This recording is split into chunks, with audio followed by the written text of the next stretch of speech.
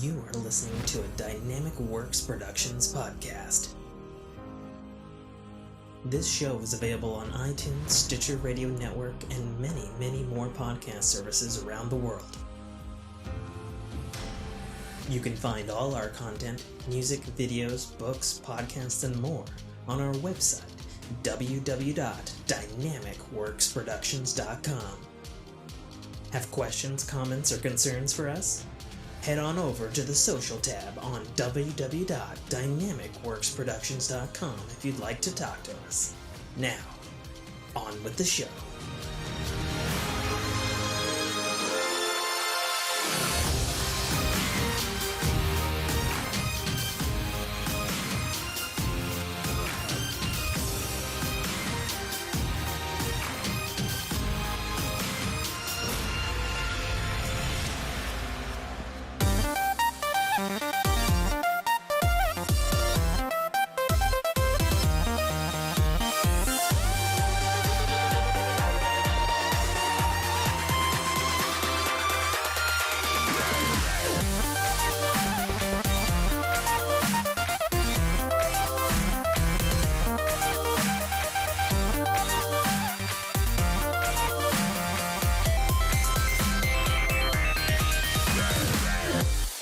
What's going on, everybody? Welcome back to another episode of the Fork in Your Ear podcast. I'm your host, as always, author, podcaster, and gamer, Tim K.A. Trotter. Joining me today, as always, with the shiniest of nails. Foos, because it's, I was going to say something different. In my head, I was going to be all like jazzer announcer, but Jazzer announcer. Yeah, because I watched all of the Twisted Metal show. Oh, okay. Within the last 12 hours. A reference that I'm not familiar with just yet. I mean, yes and no. But anyway, this is the Fork in Your Ear podcast, a bi-weekly topical show as I burp in your face, ear hole, where we talk about entertainment news, gaming news, what's going on in our personal lives, and occasionally we talk about technology news, movies, and stuffs. And the like. So let's get on with it. Let's spin the ring. Let's find out where we land. Ching. And we're in entertainment, water. Let's do it. So, do we want to go with what we've been watching, news, or death depression? We can start with death depression. Just get that one right out of the way, including the one we missed from last episode. What did we miss from last episode? We did. Paul Rubens. Mr. Pee Wee Herman. Oh, but that was this week. Yeah. So we didn't miss it. No, that happened 2 weeks ago. Over 2 weeks ago. It was basically the day of the recording, which is probably why we missed it. But yeah, so that happened. Day of recording, that is a thing. Yeah. That is a thing that tends to get missed. Yes. So that happened. You're welcome to say anything, because I don't have much to say. I don't either. I know a lot of people on my timeline are like, oh, we're missing a part of my childhood and all that stuff, and I get that. Unfortunately, my childhood was ruined by him getting caught doing nasty things in a X-rated that's theater. The thing I do remember. Right. That was right next to the bar that I used to work the door for. Oh, fun. Yeah. The place called the Pussycat Theater. Okay. Aptly named. Right. To which, of course, enough. that got news after news after news, to which I looked at it and said, what are you supposed to be doing in an X-rated porn theater? Eating the popcorn? I don't think I would want to eat the popcorn. Right. X-rated theater. That's not... So, yeah. The floors are sticky for a reason. Yeah, I'd be like, oh, that's not butter on my popcorn. Mm-mm. Do not go in that place with a black light. Yeah. So yeah, no, I don't have anything to say on that one. Yeah. I don't even think I saw a movie or even a clip of that man in anything that I can recall. Did you see, what was it? It was a comic adaptation, Mystery Men. I probably did Okay. a long time ago. Yeah, he was in that. He was in a few things, Okay. little side roles. Okay. So Okay. Fair enough. I think he played a vampire at some point in time on Buffy or I could probably see that. so. Sure. Yeah, maybe. Sure. Yep. Well, this one hit me.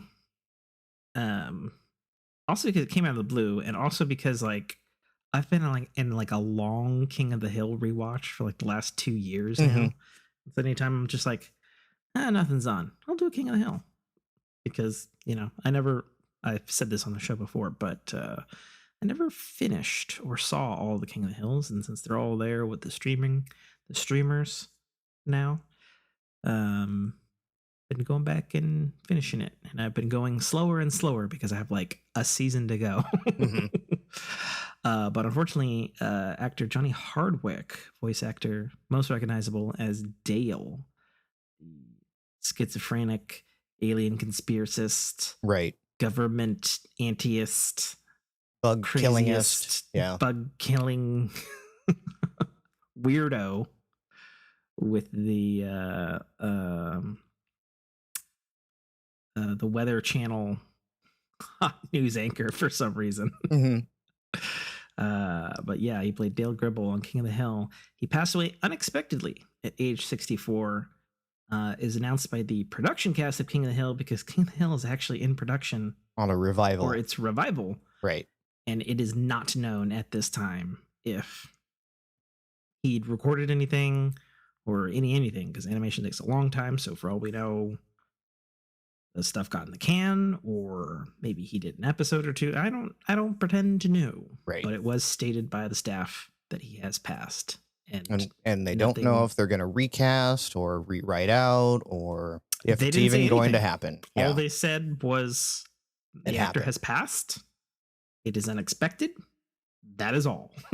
Like that's all we got. But yeah, definitely unfortunate. That's for sure. And then we lost Sinead O'Connor. I don't know who that is. Okay. Then we will move right on past that. Yeah, probably. I don't know. She might be one of those people that is right in between our time. It's controversial. She like bashed the Pope during her music career, and Irish singer-songwriter. Yeah, I have no idea who this is. Okay. And then Bo Goldman. What's she done? What's she known for? She's known for being controversial. Okay. She has like one song that everyone knows in karaoke's, and that's that Nothing Compares to You. Okay. All right. Yep. Okay, I got nothing. I have even more nothing. At least Pee Wee Herman, I recognized face and the name. So, yeah.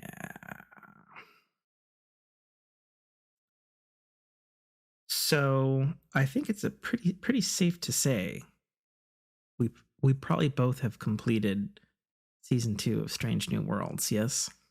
Yes. Alrighty. I'm mad at that ending. I'm mad at the season ending. Me too. And not because it's a cliffhanger, but because, oh man, are we gonna wait? Yeah. Yeah, well, I'm mad because specifically it's a cliffhanger, which they haven't done as of yet, at least not so blatantly cliffhangery. Yeah, it's going to be a while before we get that resolved. And let me tell you, and you appreciate this, I'm having Sarah Connor Chronicles flashbacks right here, right? I mean, the difference is Sarah Connor Chronicles was canceled. Yes. And it was on Fox. And it was that cliffhanger episode. And it was a cliffhanger. So yeah, and whenever they were canceled. Yeah. When I see that, very different than the most but they had ratings celebrated Star Trek thing in recent memory. This is Paramount. So it's true. Yeah. Very true. I would hate to like, okay, we ended this, and then right before production's supposed to ramp up, a la Sarah Connor Chronicles, and they go, nope, it's done. That would really piss me off. So yeah, I have a little PTSD on that. Oh yeah. No, I mean that was everything on Fox. Like that's the thing. Right. Where great shows are birthed and then die. Right. Suddenly. Within a season or two. Yeah. I could think of a dozen shows off the top of my head. Like here we go. Okay, so Firefly, Point Pleasant, Almost Human, Sarah Connor Chronicles, Terra Nova. Okay, my brain's slowing down. Hell, the Orville almost didn't survive. Oh, that's true. The Orville. And that only survived because they got bought. Let's be honest, that was going to get canceled. Yep. There was no way that wasn't going to get canceled. I mean, and then I guess if you really think about it, even though all of them have come back at this point, Family Guy, Futurama, American Dad, hell,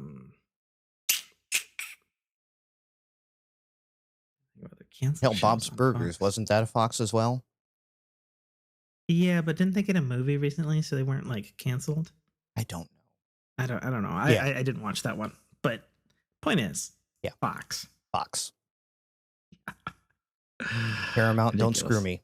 I will cancel you so quick.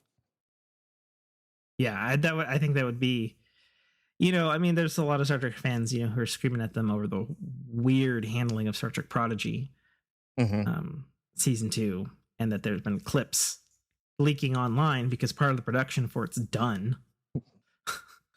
Like no joke, like it's done.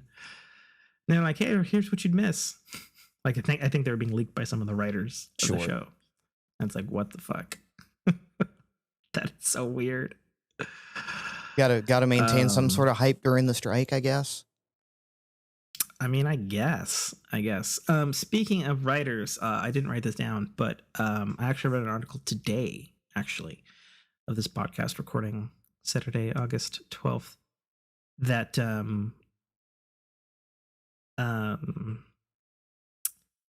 the Writers Guild of America was delivered new contracts to look over by Hollywood late last night.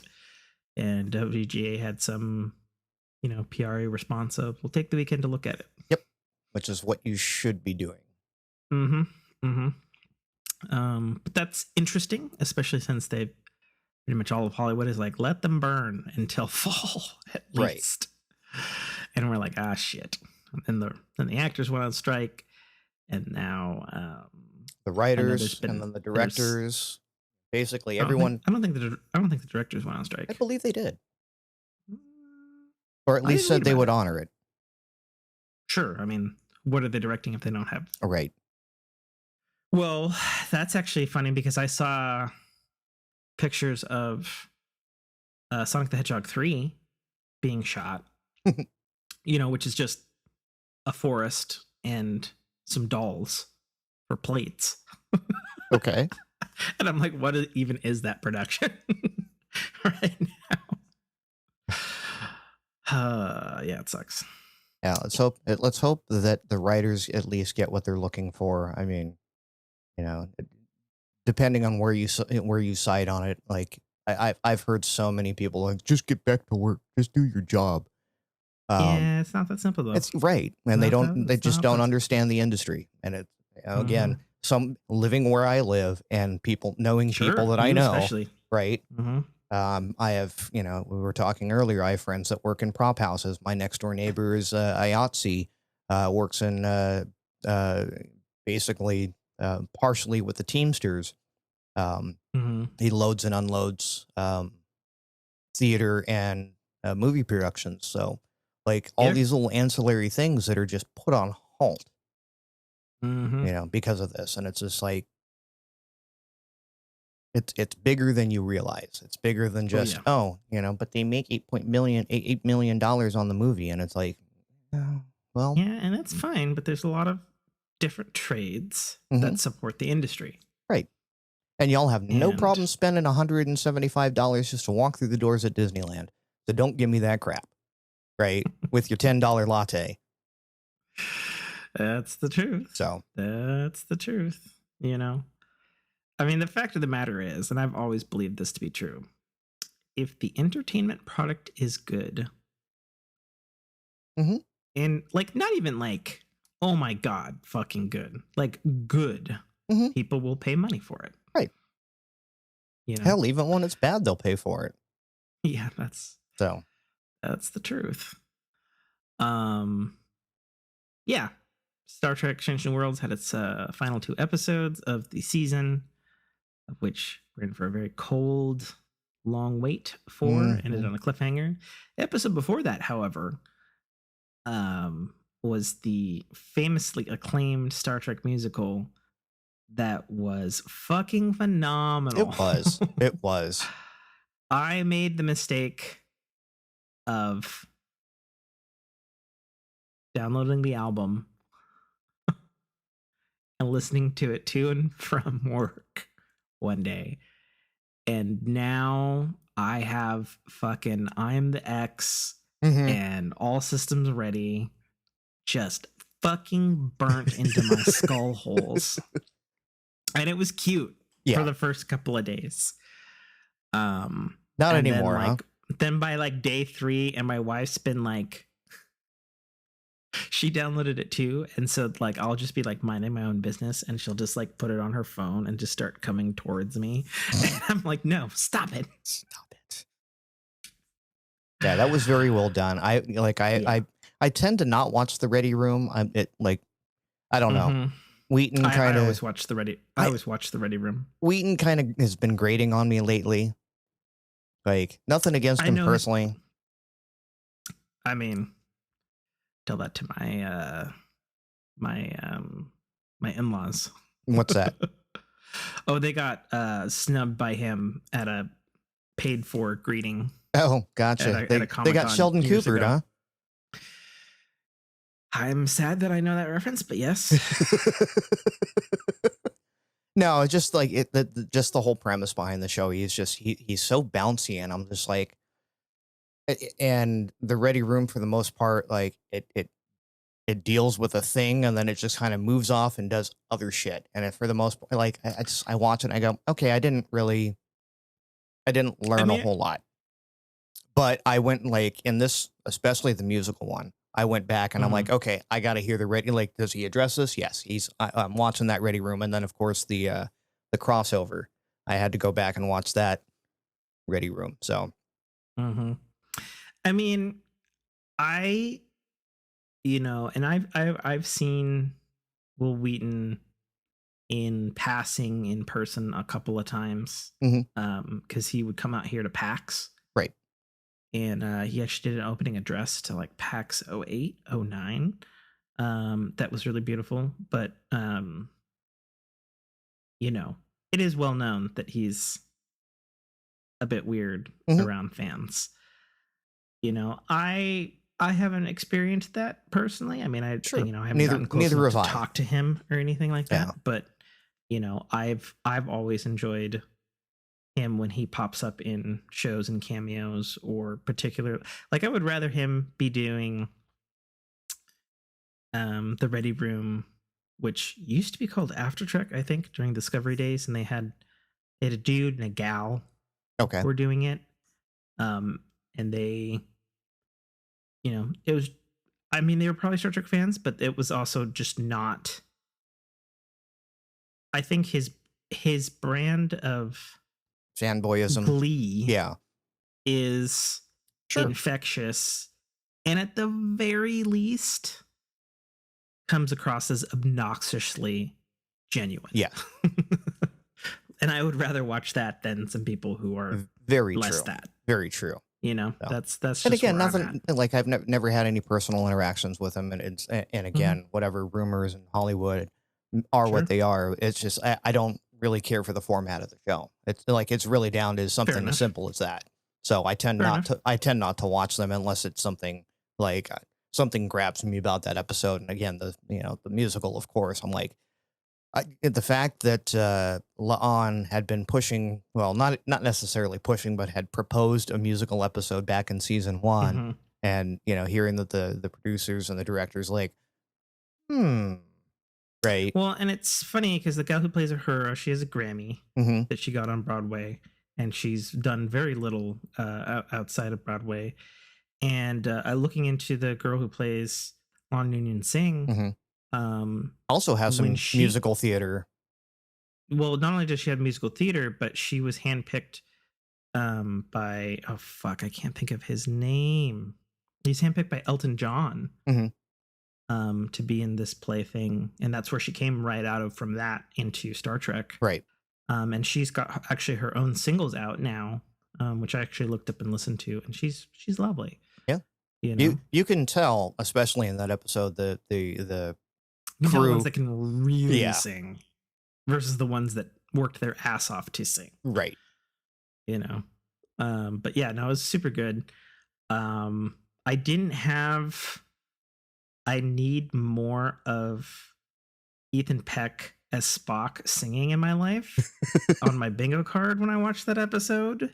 Guy's got some range. I was shocked. But it's good. And apparently, well, you watch the behind the scenes thing. Apparently, Mm-hmm. he was the most trepidatious of doing it at all, and Mm-hmm. had the most rehearsal training in vocal coaching. Well, they kept him pretty steady. I was just like, when he drops complete octaves, I was like, His lower register is really good. Yeah. That's what it was. It's like, oh, and then they probably tweaked the songs to fit better with the register, and Mm-hmm. it was great, you know.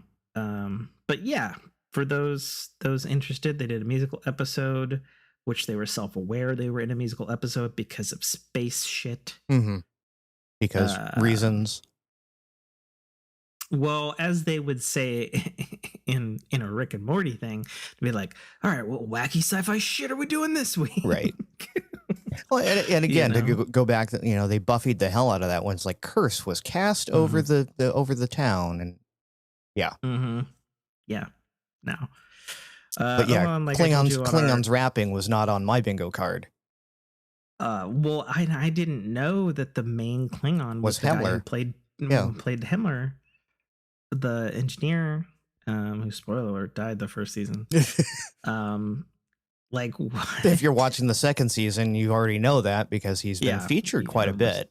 Yeah, little ghost Hemmer running around. And then I guess jump forward like 15 minutes, guys, if you don't spoilers for the season finale, but ended with Gorn. I'd say fast forward now. Fast forward now, Fork fam. 3, 2, 1, spoilers off. Gorn attack ended with the moment that is going to happen to Pike where he dies, which I was like, oh shit, it's now.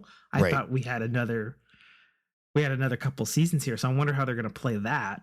That's a really big fuck you to the cliffhanger, right? Because it's like, oh shit, we love him, we know he's going to die, we've known since Discovery he's going to die. But I guess I mean, how do you think they're actually going to play that? I don't. Well, it's weird. Is he actually going to die that soon? One, it's weird because I don't know if you've noticed this throughout this entire season. That Stardate been jumping around quite a bit. Has it? Yeah. No, I didn't notice that at all. Yeah, go back and watch one episode. They're in the 1700s, and then the next one they're in the 2200s, and then it's back and forth, especially like the crossover. Obviously they mentioned the Stardate there, and I'm like, this isn't kind of working. Like, they're jumping around quite a bit, so I don't know where that sits, if this is going to be something where the season starts and then now we work our way back into it the rest of the season, or if this is not the event. Yeah, I don't know. Yeah, that'll be in, or are they, because again, spoilers, Kirk just got his first officership on the Farragut. So that's a little soon for him to come over and be a captain. Yep. 100%. So, and then the nice surprise, we got a new Scotty. Yes. What did you think? I'm okay with it. Okay. I think he Yeah. pulled it off admirably. Yeah. He Considering reminded me a lot of Simon Pegg's adaptation and of, that's okay in my right? book Yeah. personally. Um, you know, my understanding from Simon Pegg taking on that role was his wife made him do it, and that if he fucked up the Scottish accent, she would murder him because she's Scottish. So he worked really, really hard to do a Fair. Scottish accent. Yeah. That makes sense. Threat of Well, yeah. wife pain. Like the new Scotty kind of gives me that kind of vibe, and it Yeah. works, especially again at this time of his career. So Yeah, I think it's interesting because I didn't expect him to be introduced mhm. in the finale. As soon as I heard the accent, I'm like, is this Scotty? Yeah, that is exactly what I said. I was like, is this fucking Scotty? Right? And Jessica was like, I don't know. I mean, it could be. It's a Scottish accent. I was like, that's exactly my point. Right. And which timeline are we watching right now? You know, and yeah. So I don't know. My initial one episode reaction to that is looks fine, Mhm. sounded appropriate, acted appropriate, Mhm. was written appropriate. We'll go from there. Right. I probably actually would have been more critical if I would have been blown away by him coming in, a la, like Carol Kane's character, Smart. Like, I would have been like, no. Where'd you come from? Right. So, I mean, at Pedal this point, who are we missing? We're just missing Bones.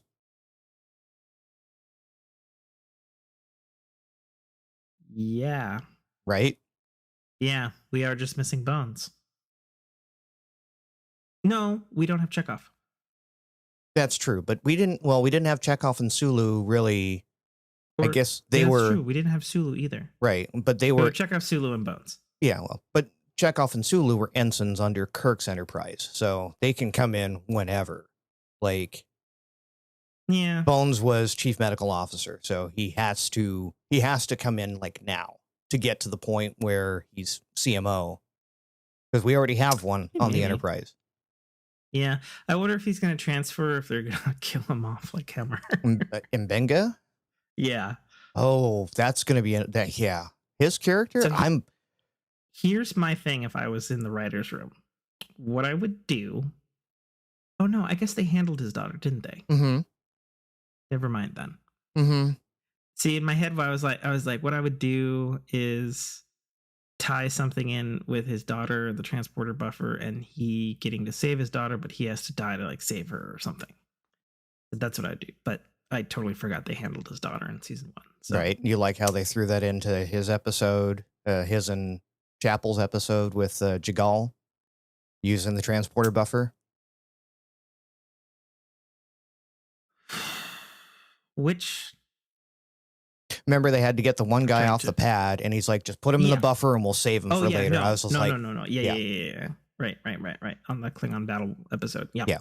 No, that was good. So that was good.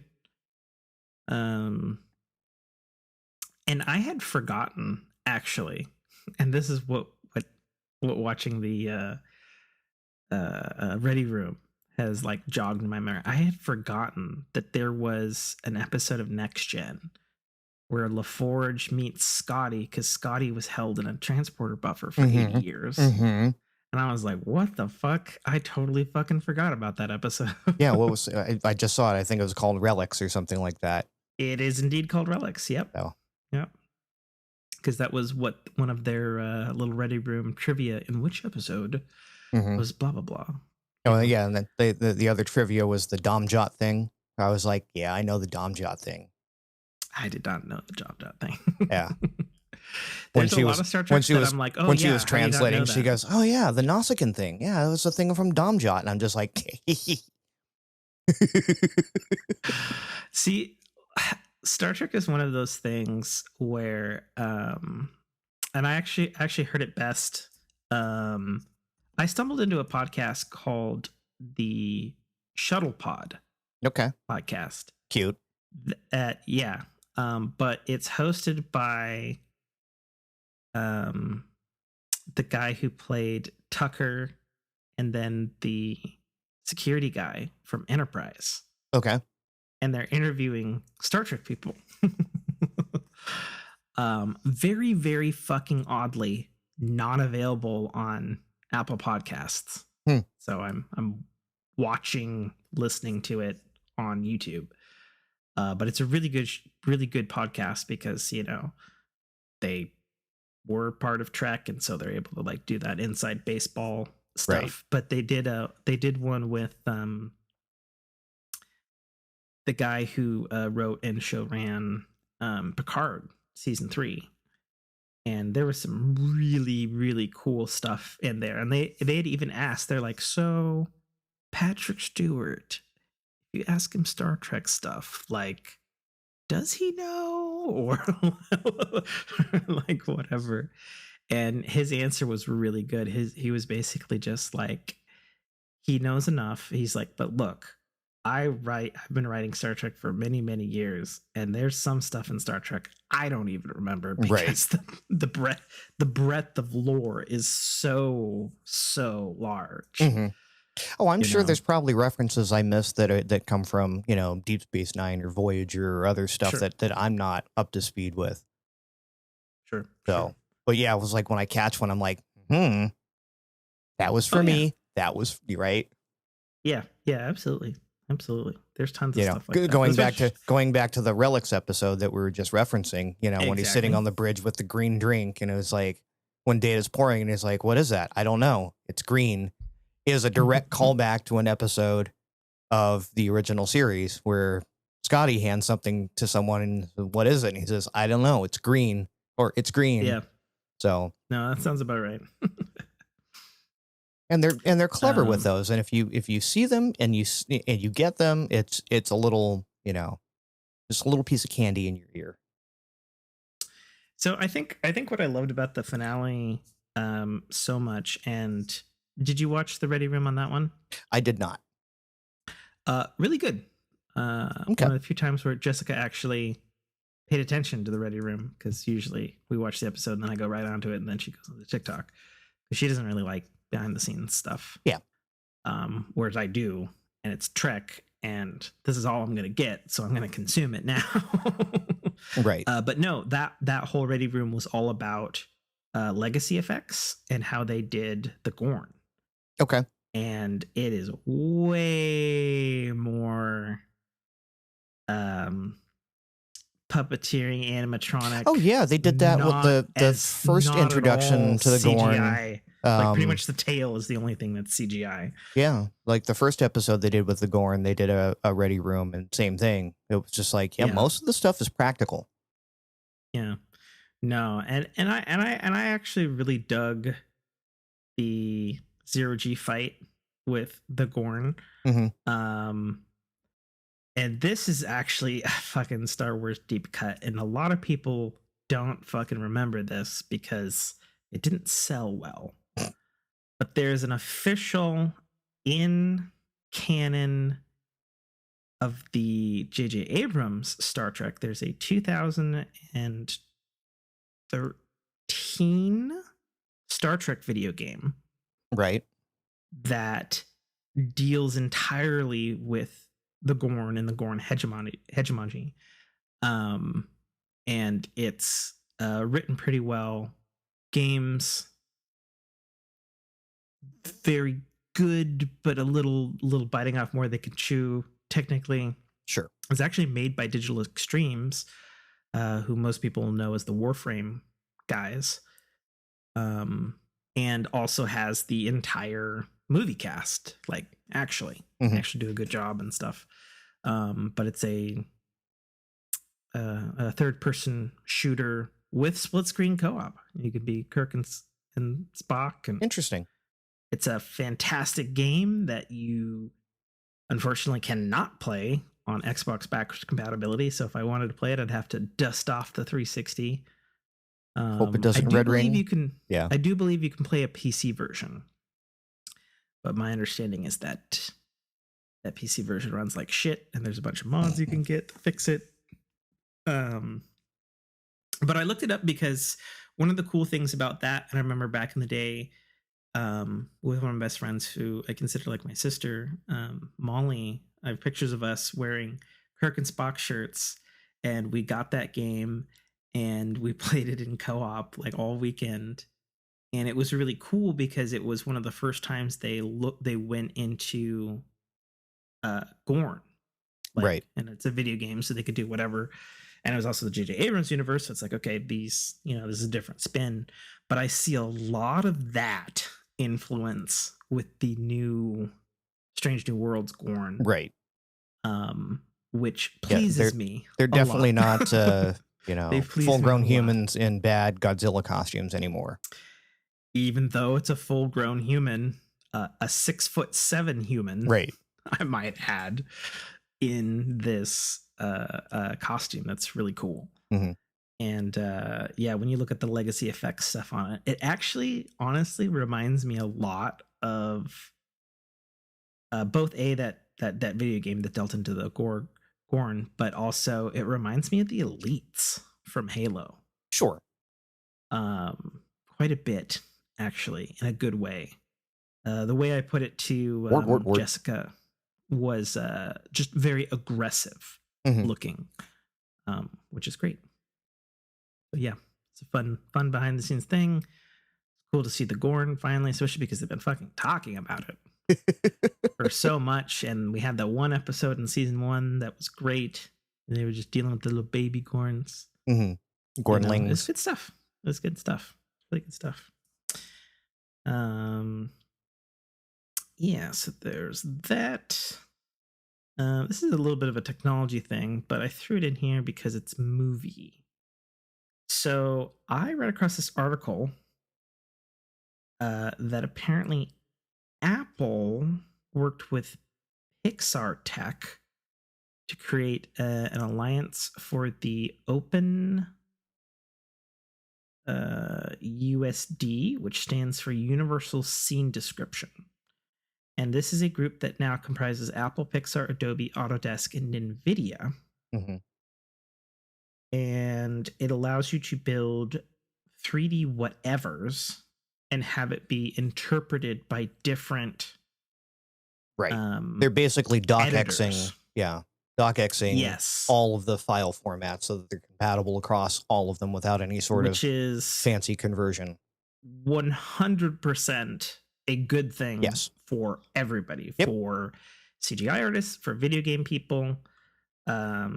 So the idea is, okay, you can't make Unity code run in Unreal Engine and vice versa, but you could make the assets, program the assets so that they work.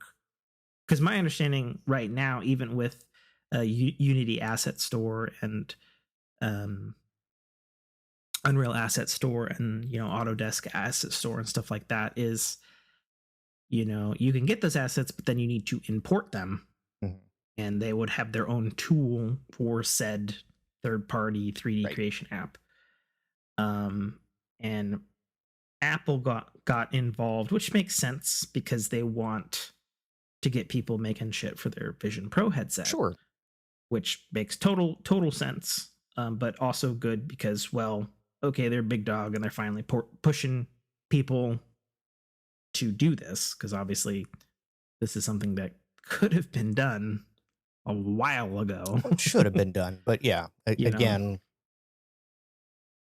people want to hold on to their tech. Like, a lot of these guys don't play well with each other, and it's true. So, yeah, because they're all different coding and stuff, and so if we can at least and they're direct competitors, take one aspect out of that, which is just the 3D object. It's the 3D object model and its camera angles around a scene, because I guess that's a thing people have a lot of problems with between different programs. Right. So yeah, super cool thing. It's pretty neat. The reason this article I ran across in the Verge talks about Pixar is because this is actually a Pixar invention, where they were having with the famous Pixar RenderMan engine, and they were using different versions of RenderMan because as the technology pipeline and them animating films, they would be on one type of RenderMan and be like, okay, we moved to the next project. Okay, start all fucking over again. Right. And they're like, ouch, to all the animators. Now, now we got to port created. We either got to port everything over or start from scratch. Yeah, and so they created the USD, Universal Scene Description file, if you will. And Apple obviously was aware of that because they were deep in Pixar's DNA. And you just did the opposite of what happens to me at around 12 o'clock when all my lights went out. You turned all your lights on. No, I opened up a white web page on the monitor up there. Is that what you did? God. Man. Whew. Man, does that overexpose you and highlight all your grays? And... You stop.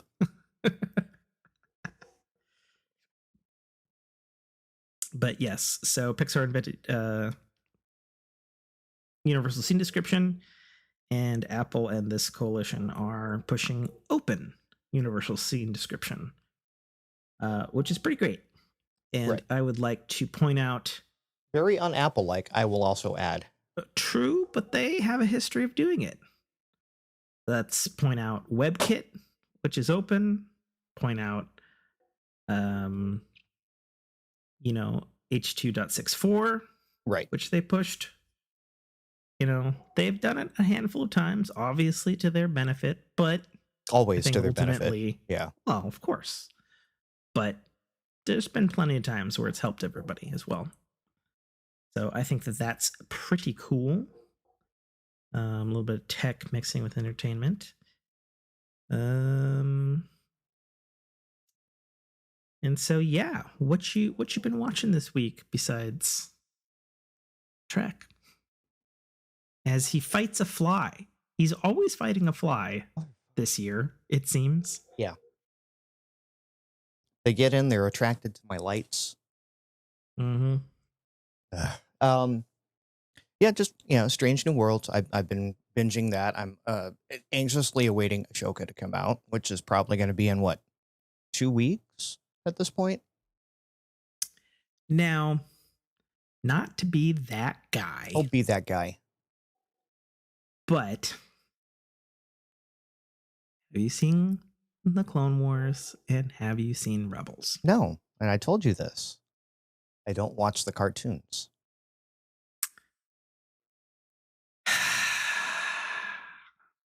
Go ahead, be that guy. Let me ask you this: why are you looking forward to Ahsoka then? Because what is engendering you to her character that showed up in Mandalorian? I liked the way that it was portrayed. Okay. So fair enough. I was one of the few people that was actually happy with the Obi-Wan series. Yeah, I was pretty happy with Obi 2. Yeah, Obi-Wan. Yeah, that's okay. Get your gray hair dad jokes out of here. That whipped crackeriness. Stupid. But yeah, so I'm looking forward to that. And again, with the writer strike doing writer strike things, I haven't really been watching anything new. If anything, I've been going back and watching old stuff, or I've been watching documentaries. I actually watched the Jake Paul had a documentary on Netflix now that I was just like, oh, this is going to be a shit show. Because, I don't know if you know Jake Paul, YouTube star turned boxer. Yes, I do, unfortunately. The documentary is, I was kind of pleased with how they detailed everything. It almost feels fan servicey, as in this is the excuse why Jake Paul's the dick that he is. Okay. Right. But it was interesting enough to hold my attention for the whole thing, and I came out of it. I don't like or hate Jake Paul or Logan Paul any less, but it was just like, huh, okay. So yeah, like I've been catching little stupid documentaries that have been coming up. Have you watched the Arnold one yet? I did. Good. I Okay. did watch the Arnold one. I don't know if I mentioned that No. on the show. I have watched it now. Okay. And Fubar or just the documentary? No, just the documentary. Okay. I watched the documentary with Jessica. Yeah. So again, it was just one of those. Like Netflix's documentaries have been pretty damn solid. I mean, I feel like if my videographer buddy Jay, who does shoot documentaries and stuff for these kind of companies, you know, he has told me many times, he's like, yeah, we're in the golden age of documentaries, dude. Mm-hmm. He's like, I would fucking kill for like an award-winning documentary on my credit list. You know? So yeah. Now might be his time. Yeah, and for all I know, he could be doing that because I've been too busy to catch a movie with him, unfortunately. I know this because he asked months ago because we were going to go see Evil Dead Rise. Okay. He's the horror guy we go see horror movies with and do the haunted house crawl with and stuff like that. Right. But yeah. So I must say, I don't recall what cockamamie shit I have thrown down on the fact that there is, or when it was announced that there was going to be a Twisted Metal TV series on Peacock, which, for those not in the known, is a PlayStation franchise that's dead. Like, they haven't had a game in over a while. Yeah. At least 15 years. I was going to say a decade, but then I was like, I think the last one was like 2013 or something. Started in 95 on the original PlayStation. Twisted Metal, for those who don't know, is a battle arena racer. Yeah. Nope. There's not racing. It is not a racing game. It's a adult version of Mario Kart's battle mode. And that's not a lie. That's straight from the original creator, David Jaffe's mouth. He's also the creator of God of War, which is why Twisted Metal always gets brought up a lot. Because obviously God of War is very much still a thing. Meanwhile, Twisted Metal is not. And he had said recently on one of his streams or podcasts, because he does those now, he's like, yeah, the design doc was fucked up Mario Kart battle mode. Go. Sure. Yeah, it's a straight up post-apocalyptic demolition derby. Yeah. And you can look no further than the fact that all of the game covers feature a clown whose head is on fire in a apocalyptic ice cream truck. Yeah, an apocalyptic ice cream truck with rockets, and missiles, and machine guns. Yep. And my understanding, and now I've played these games before, and my understanding, even from having played these games, is the story is there's a contest. Yep, that's what it is. Yeah, it's not even as in depth as like Death Race or whatever it was, where it's like exactly, it's like win a match, get your freedom. Your head explodes. Yeah. No, I remember Death Race. That one, and what was it? Gamer was the other one, which yes, Gamer is really good. It's really underrated. Film, actually, very good. Terrific performance from, what was it, Jared Butler and Michael C. Hall? Was the villain in that one? Yeah, was it Michael C. Hall? Yes. Yeah. Yes, it was. Terrific movie. Yeah. Go see it. So if you told me, several years ago when this was announced, that me and my wife will have binged the whole goddamn series in less than a day, and now are like, well, shit, we're sad now. Right. Because it's over. And everything's dead in Hollywood right now. And it's not reviewing well. So So I guess I'm looking at this from maybe a bit of a different perspective, Mm-hmm. right? Like I played the games. I wouldn't say I'm slavishly a fan No. of the games. Like they're fun, and actually, um, having finished it this morning caused me to download the Twisted Metal games that were available on PlayStation Plus Premium Right. and fire them up for about 15 minutes before I went, okay, why is square gas and why is O reverse? Right. why are these the controls? Did you get it? Did you smack that fly down? But nevertheless, me and my wife were in a bit of a mood last night, and we weren't feeling any of our usual things. We weren't feeling Foundation. We weren't feeling Mad Men. We weren't feeling this, that, or the other thing. And I had added Twisted Metal to the queue because I had heard, I think it was IGN or something. Yeah, you go on Rotten Tomatoes. It's actually got quite a good score. Okay. Which is surprising because nobody's talking about it. So I'm going to talk about it because I fucking loved it. I wasn't sure I was going to run it or love it. Neither was my wife. I obviously knew the most about it going into it, having talked about it on the show and having actually played the game. Having actually played the game, you know, and thinking this TV show idea is fucking stupid. The stupid fucking cash grab is what it is. So when I played the trailer for her last night, and she's like, "That looks kind of funny," and I was like, "Okay, well, we're not in the mood for anything else, so we might as well fucking give this a shot." And turns out you thoroughly enjoyed it. Here's how it went. It was like, watch episode 1. Huh, that was kind of good. You want to watch the next one? Yeah, sure. Hey, that was actually a marketed improvement. That was pretty good. You want to watch the next one? Yeah, sure. Hey, that was a fucking great time. Hey, do you want to watch the next one? Just fucking play it. Right. I love that all the episode names are like bad license plate translations. Yeah, I've struggled with reading those. My wife is much better at it.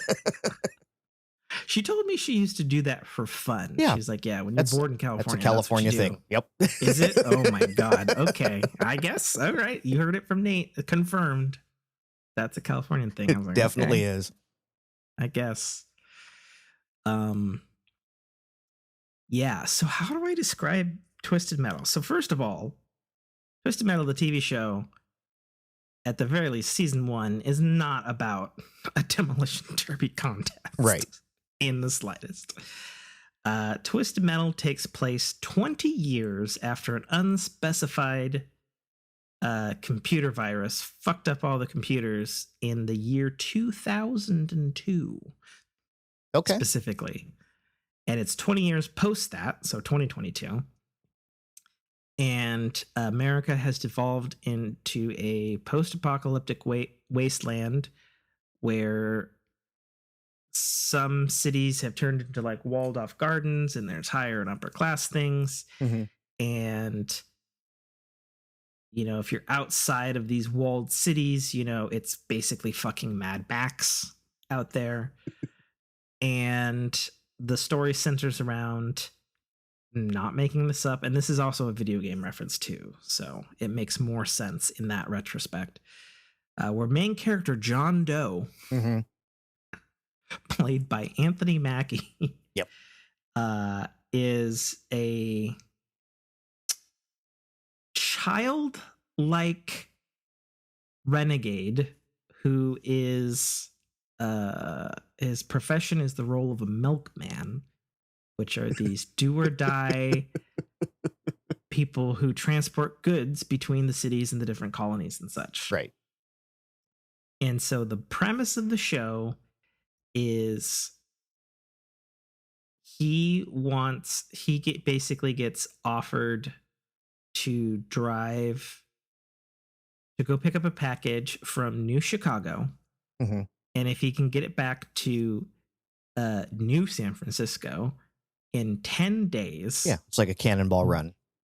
yeah, they will, or the people of New San Francisco will give him citizenship, and he can live inside the wall, and he can stop doing this fucking shit Mm-hmm. that, you know, you almost get killed from every single fucking second in this Mad Max like world. And it's like, okay, that's a pretty decent, albeit totally ripped off from Mad Max premise. Right. um so we have that character, and then he quickly meets another character who's played by Stephanie Beatrice, who most people know as Mirabelle from Encanto, and funny people know um, as Rosa from the comedy show Brooklyn Nine-Nine. Yeah. So their characters quickly cross paths. There is another character, a crazed lawman who has militarized parts of the Midwest, played by Thomas Hayden Church. There's the insane clown from on all the covers of the Twisted Metal games, who's physically played by Samoa Joe, a WWE wrestler. Right. But voiced maniacally and perfectly, mm-hmm. I might add, by Will Arnett. And he's just going around cutting up people, making jokes, and the whole show has this cauldron mix of zombie land mixed with Mad Max and a dash of Fallout. I feel like I bring that up specifically, even though it's a video game and we're talking about a show that is based on a video game. But I bring that up specifically because there's a certain kind of insanity to a bunch of like the wastelanders and the people outside of the cities that is so reminds me of the weird shit that would go on in Fallout. Right. You know, there's like a weird cult group called the Holy Men, and they all have gimp masks on and are all sadists. There's, you know, cannibal people. There's weird people who I guess lived at a fast food restaurant and believe the mothership is coming to take them away. Just fucking whacked out weird shit everywhere you look, including a whole fucking society that lives on a convoy of trucks in some that's so cool and dumb and couldn't exist but is kind of awesome and I'm into it kind of out there fantasy. And so it just, man, it's such a fun show. Like, I think that's probably the biggest thing I can say about it is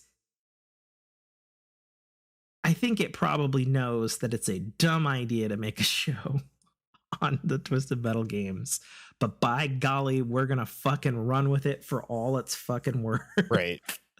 They did it. And we're gonna be quirky and funny and a little low budget in areas, and not, you know, it's not a perfect show by any means. Like, I would say one of my big complaints is I feel like every goddamn helicopter or drone shot I see of the fucking main characters traveling across to fucking New Chicago is them drifting around a fucking corner for no fucking reason. And on top of that, it's a fucking less great CGI car, I might add. But it leans into the ridiculousness in actually another thing it reminds me of a Borderlands, actually. Okay. Where they lean into the fact that, you know, they play it as a dramedy, really, is what they do. And that really makes the moments of character growth or the more serious stuff play really well.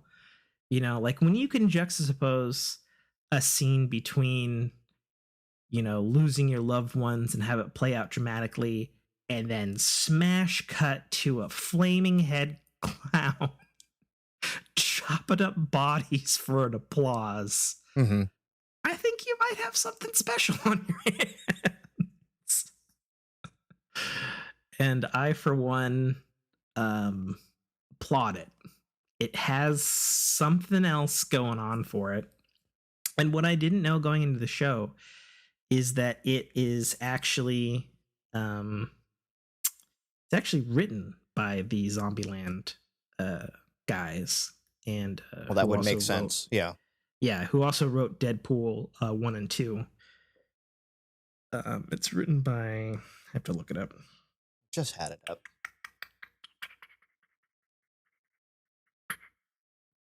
Rhett Reese and Paul Wernick, writing duo, been together a while. And I think what's so interesting to me about this is I remember when they got huge success off of Zombieland, and I'm probably one of the few people on the fucking planet who watched the Zombieland TV show pilot, which, if you know anything about their writing history, they wanted it to be a TV show first and foremost. Right. And they couldn't sell it as a TV show. And then somebody picked it up as a movie. I guess it was Universal. And then everybody loved Zombieland, and they started giving them all these comedy movies. And they obviously, you know, they did a couple of things. They have a formula, right? They were less great. And then they did a Zombieland TV show. It was actually one of the original Amazon Prime TV shows.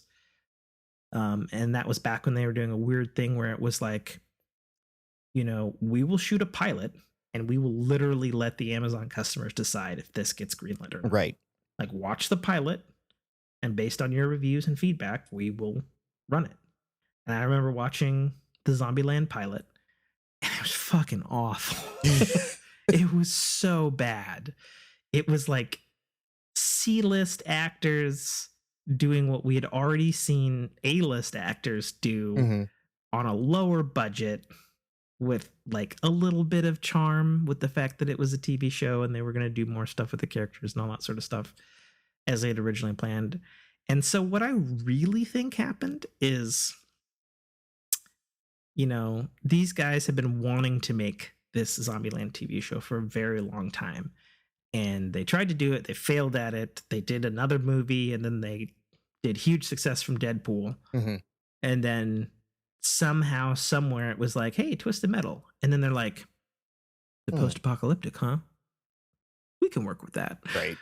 You know, and I feel like they're getting to do all of their ideas that they've probably had stocked up for years for this kind of crazy setting.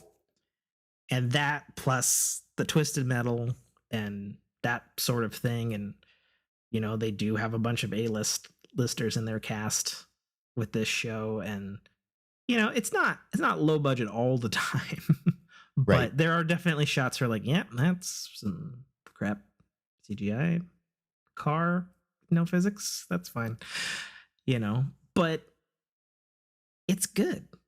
Cool. And I recommend people go check it out, because God damn it, we watched the whole fucking thing. Yeah, like I said, I was starting to try to watch the series, and just due to interweb issues, it wasn't successful. Yeah, no, I understand. So, but yeah, I think if you liked any of the things that I talked about, I think it's a good show. It was just fun, you know. And God damn it, am I shocked to say that? Because this would be, if ever there was a show to shit on, right? You know, it's like PlayStation. Why is there a Twisted Metal TV show? PlayStation. Why is there a Gran Turismo movie? Like, what? What are you guys doing over there? Yeah, and again, a show can be fun and not be good, right? Absolutely. You know, again, I've been everyone kind of shits on me because I still love the Cobra Kai series, and it's bad. Like, I know that it's bad, but it's still entertaining as hell. Right? Fair enough. And I'm that to get to that series. Yeah, I'm that target audience. It might be lost on you. That's true. So That's true. I know Jessica's already shit on me for having not fully seen the original Karate Kid movies. okay. So it's a thing. But hey, you know what? I found out just tonight. When you do, you'll see my old neighborhoods. So Okay. And but I also just found out just tonight that Jessica has not seen Shanghai Noon. And I was like, all right. okay, we're gonna have to make a trade here. So, so it goes. So it goes. But yeah, I think that's it for entertainment. Yeah. Yeah. Okay. Ching. Life stories. Fire. Fire. I don't have anything Fire. good to talk about. Hey, Everything's bad. What I was talking about pre-show, I went and a buddy of mine decided to. He was getting his first manicure and pedicure, so I was just like, "Hey, I'll join you." Like, because he was going solo, and that's kind of as a dude, that's awkward already.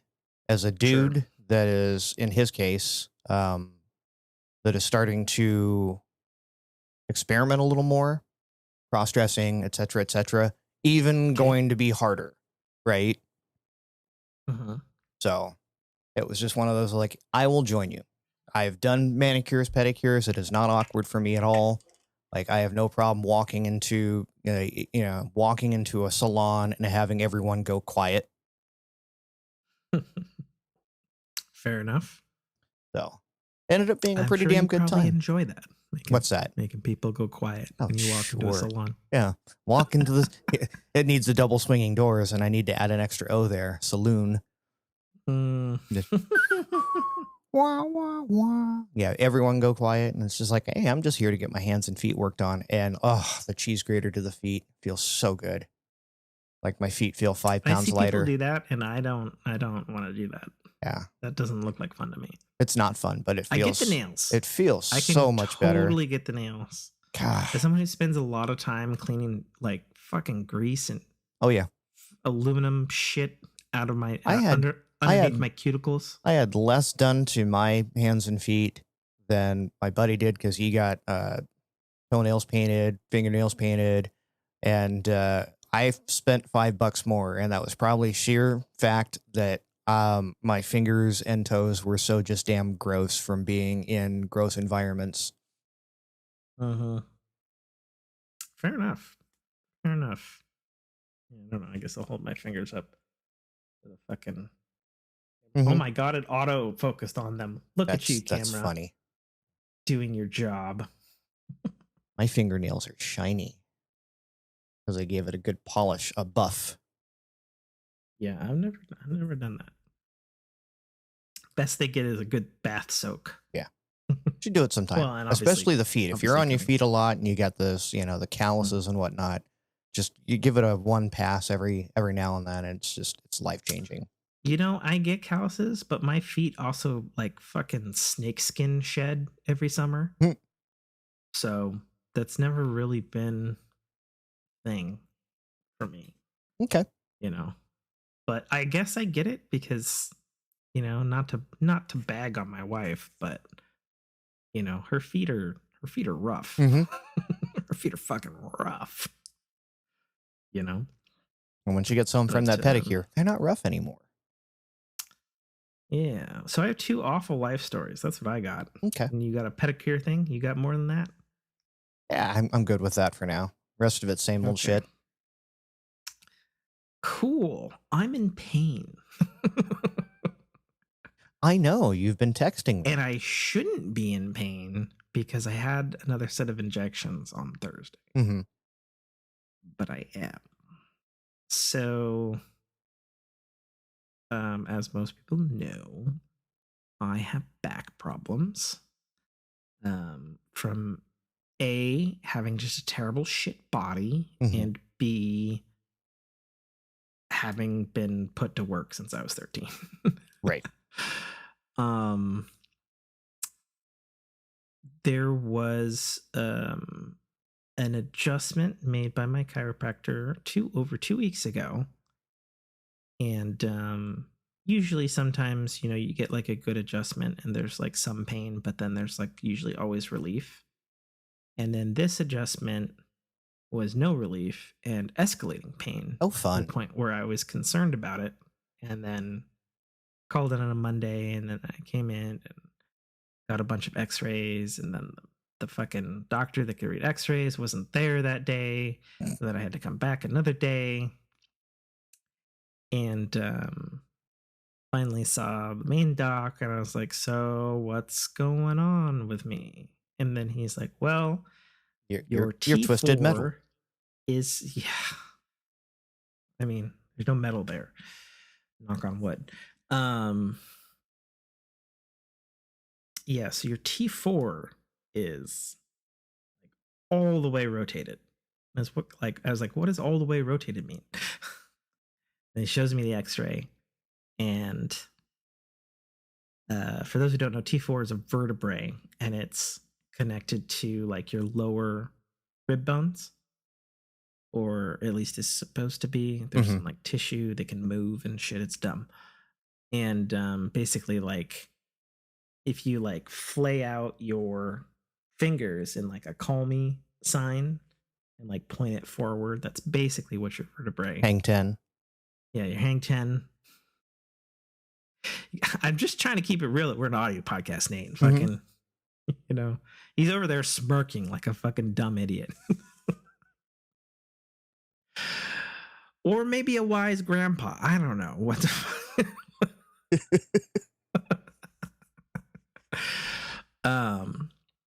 But basically the x-ray showed, you can see your spine and they're all in a line and they all look nice and like even and whatnot. And then there's one, and at least to my eyes, looking at an x-ray, it's like, looks like it's about 2 inches to the left from everything else. And I'm like, well, that looks awful. Yeah. He's like, yeah. That's a slip disc. Like, that's well, no, it's not slip disc. He's like, that's your T4 that's pushing up against your rib head, which is why your shoulder socket and your left arm feels like it's in pain all the time. I was like, okay, how do we fix that? And the initial thing that he had said, he's like, okay, so you're gonna make an appointment with my other doctor at the office here, and they're gonna give you a series of lidocaine injections because your muscle is not letting go of the vertebrae because it is tensed up and it's angry and it's doing its job, but it's doing its job so continuously that your T4 can't reset itself because it should. He's like, if it's the muscle. I was like, what do you mean if it's the muscle? He's like, well, there's a chance that the bone could have rotated and would be stuck. I was like, okay, what happens then? He's like, well, we still do the lidocaine and then we manhandle you at some point and put it back the proper way, but we have to get the muscle to let go first because manhandling now, I've had it, it's pointless. Same thing with my shoulders. I get these two what my wife likes to call candy bars in my upper back that will pull things. Yeah, the muscles bind up so much that it will pull my spine out of alignment. And it's the same thing. It's like the first thing they have to do is go in and like dig their elbows into my back to get it to loosen up, and then they can adjust me and put everything back in, and then give it another month or two, and it goes back to the way it was. But yeah, a lot of it is in my case is muscular. Yeah. So I went and got the lidocaine, first round of lidocaine, which I'd never had injections of those kinds into my muscles before. And it was dreamy, wasn't it? Well, after, yes. Initially, it was like, oh, these fucking hurt like bee stings. Right. And it was an interesting experience because the old lady doc who was doing it, she was kind of gruff with me initially and curmudgeon-y, but then as the appointment went on with her, she like warmed up to me and became real friendly and ended up giving me like a homemade rice heat thing from a drawer. And it was really nice to walk me through all the thing and talked about how she's like, okay, so I'm basically going to do a process that's called needling. It's kind of not quite acupuncture, but she described it as, I have no idea if this is true or not because I didn't fucking look it up. I was like, all right, you're the one with the fucking certs on the wall. I hope this is good. Right. Hope this isn't, they're not PDFs or whatever. You're practicing voodoo on me as we speak. Right, exactly. I mean, isn't that what we all think if we're going to the doctors and they're doing something that you're a little bit sus about? And she was like, no, they, this is the stuff that was done on JFK back in the day. And how'd that work out for him? I mean, that's just what she brought up, man. I didn't push the thing of like, well, okay. Right. And she was like, and then modern medicine has combined this with lidocaine injections. It's like, so the point is to poke the muscle, and because you're poking it, it's going to react a certain way, which is going to be in a different way so that it unseizes up.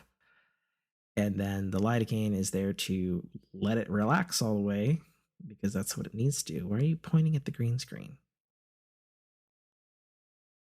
You don't see the critter over there. Oh, well, you're on Zoom. Let me go full video feed. Okay, yeah, now I see your cat. Okay. And so she did the injections and they hurt like a fucking bee sting.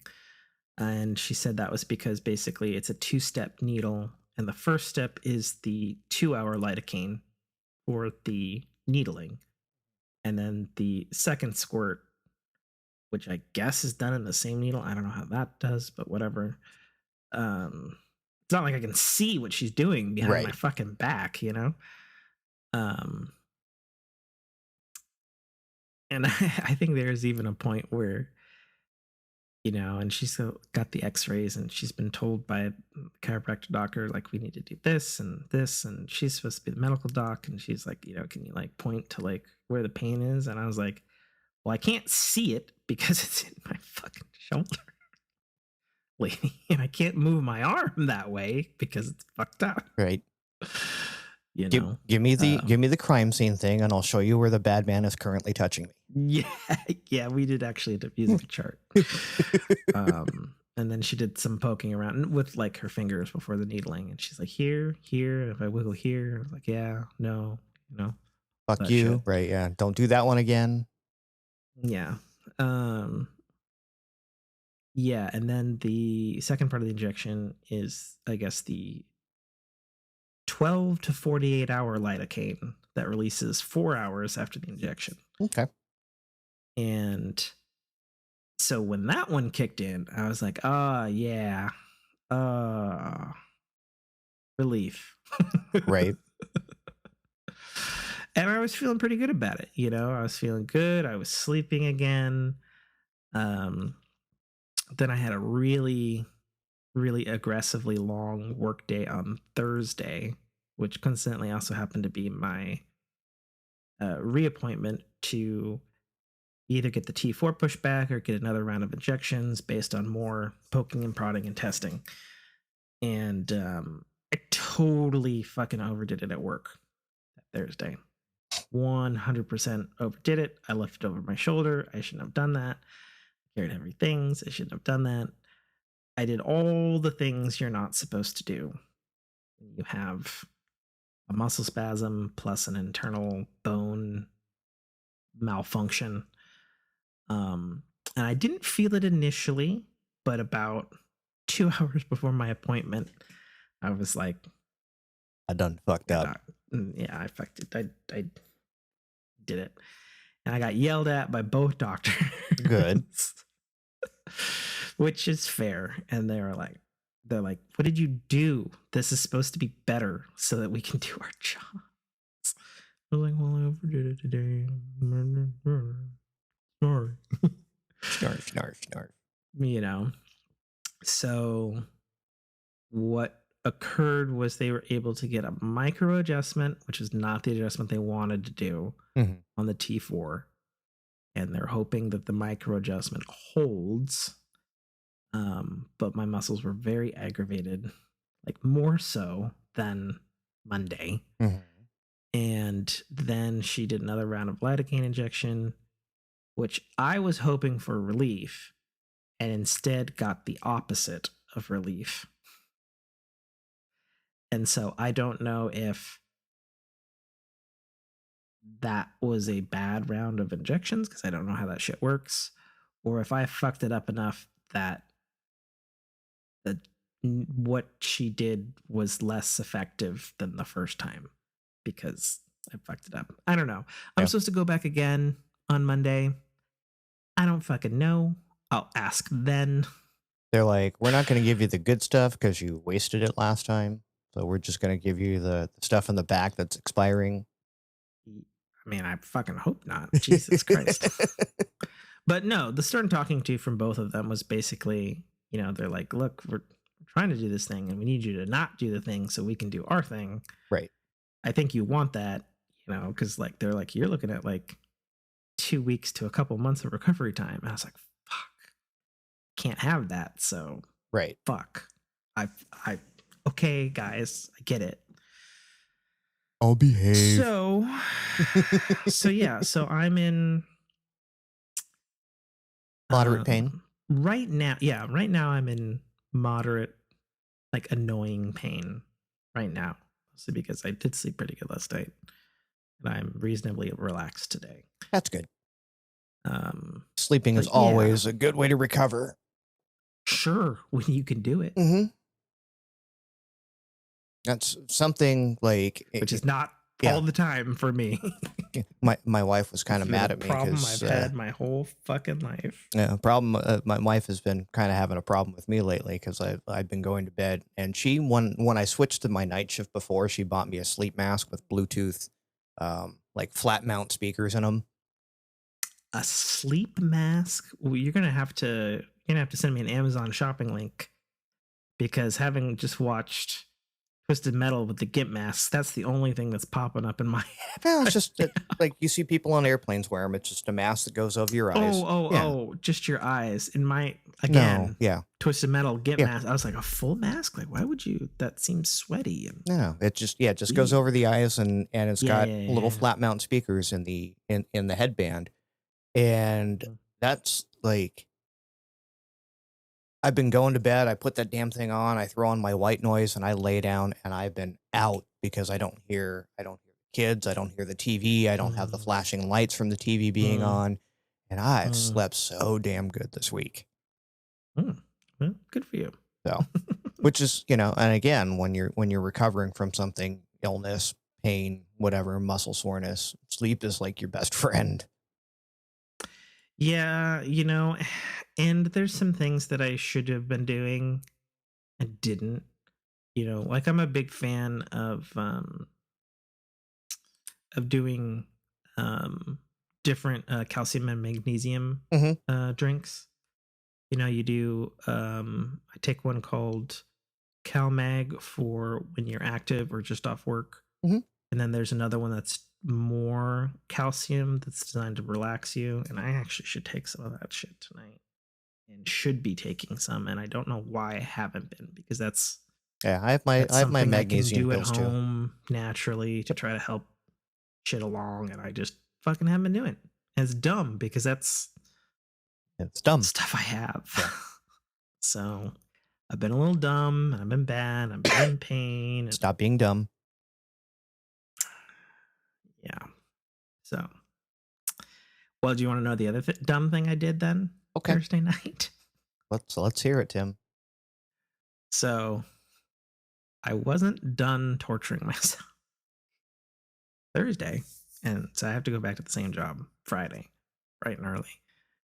And so Thursday, I was still in pain after the injections, and I was like, you know what? Let's just stiff drink this. Let's drink some stiff drinks and see what happens. Now, I had asked Monday to some of my more drug knowledgeable friends. Like, okay, so if I'm got lidocaine injections and I have a drink, is that because after that whole fucking accidental speedball experience Right. earlier this year, Right. I'm like, okay, I should probably ask somebody or do a Google at least, you know. And I'd asked, and the general consensus was like, I don't think so. I was like, okay. But my mistake, I think, I'm still not entirely sure because I don't know whether it was the booze, the type of booze, or if just straight up that round of lidocaine just didn't go well. I'm not sure. But I had 2 mugs of Yukon Jack, you know, half the bottle. Uh-huh. And when I woke up the next morning, I want to say it was almost like hangover, Mm-hmm. but it it was like no hangover, but only that mouth watering palpitation. Am I gonna throw up? Is throwing up happening? Right. Is it happening? Is it gonna happen soon? Is it coming? And I had that the whole fucking Friday. Like the whole I didn't throw up. Good. Didn't throw up. But the whole You're just fucking like, day. yeah. Mm-hmm. Yeah. You can't see it, folks, but Nate just did the appropriate mouth. No, I've drank myself to that point before. You get it. So I don't know. Because Yugo Jack is one of my go-tos. So it's one my body handles well, I believe.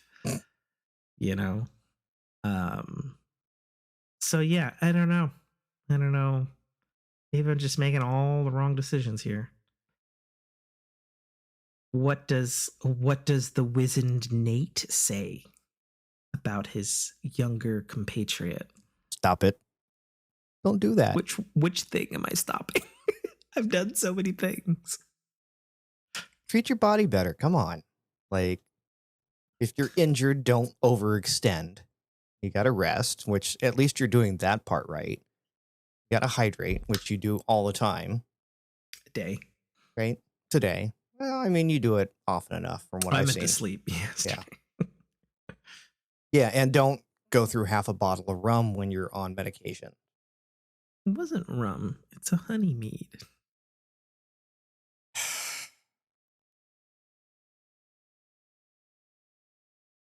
Don't be dumb. You know better. I'm teeth smiling right now at Nate. Yeah, he's totally grinning at me like I was a bad boy. Yeah. Well, I mean, I figured I'd talk about it, you know. Yep. You've been around the block. I probably helped pave that block.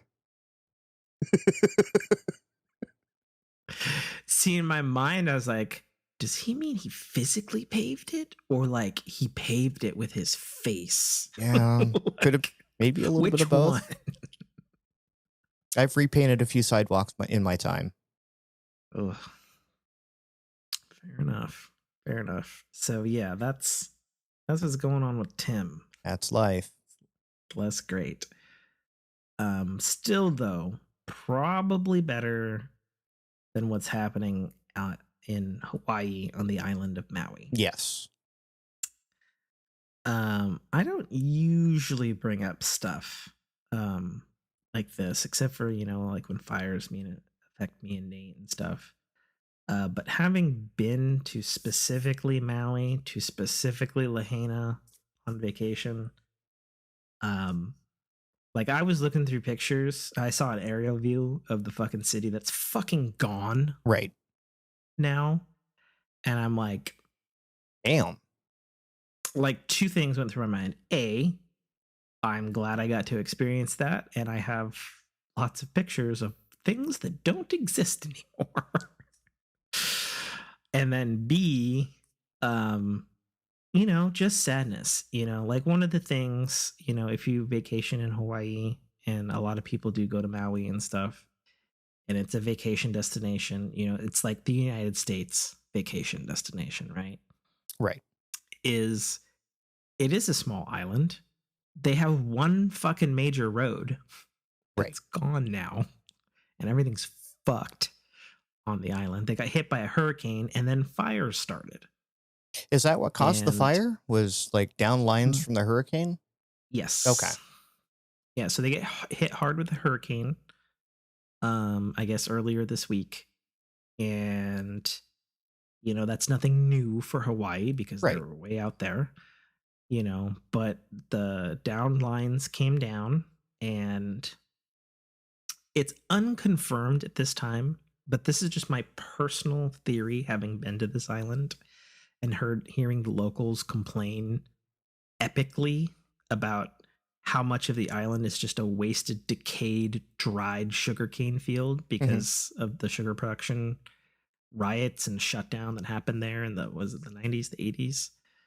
And it's just left there because like when you travel between the towns, you're just going through fields of just dry, brown looking grass, Right. which is all the sugarcane fields. And I'm like, and I remember when I was going through it, I was like, man, if a fire ever happened, Mhm. fuck. Right. That Because this stuff's I just it's because they're an tinder. Yeah. island, so they get a decent breeze all the time because of the size of that island. It's not a thing where, oh, the breeze stops. And as we know, a nice breeze and fire and dry things, Hmm. fire loves that. Right. And so unfortunately, as of whatever the fucking Apple News article is that I fucking posted, I think it's a CNN or something like that, or some I shit don't like know. It that. was hidden behind a paywall, so it might have been Washington Journal or something like that. Oh, I'll open it up since it's gonna open Yeah. in the fucking Apple News app for me. I just looked. The current death toll is now up to 89 confirmed. Yeah. As of 2 hours ago, San Francisco Chronicle 89, making it the deadliest wildfire in modern U.S. history. Yep. Like, that's another thing. Like, California gets hit with fires all the time. Sometimes they make their way up to Washington and Oregon, Hmm. and it's bad. But we have generally the resources and stuff and the manpower to deal with it. Right. Maui doesn't have that. And it's not like you can Maui just doesn't have like, shit. yeah, it's not And like you you can can't take the drive two stuff out hours there. south and be like, okay, the fire's up there now. Mm-hmm. Yeah. So Maui is fucking devastated right now. I am so saddened, and I feel so much for the citizens of Maui and Hawaii, the people of Lahaina who lost their lives, who lost their home, who lost their whole infrastructure. Yeah. Basically.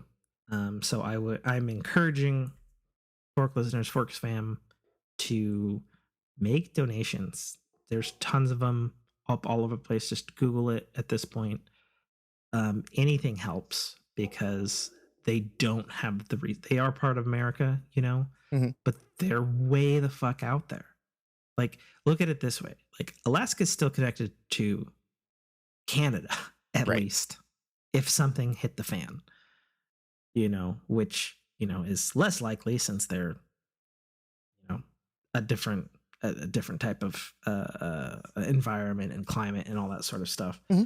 But you could theoretically get Canadian services or even American services to help something that went wrong Right. in Alaska. Yeah.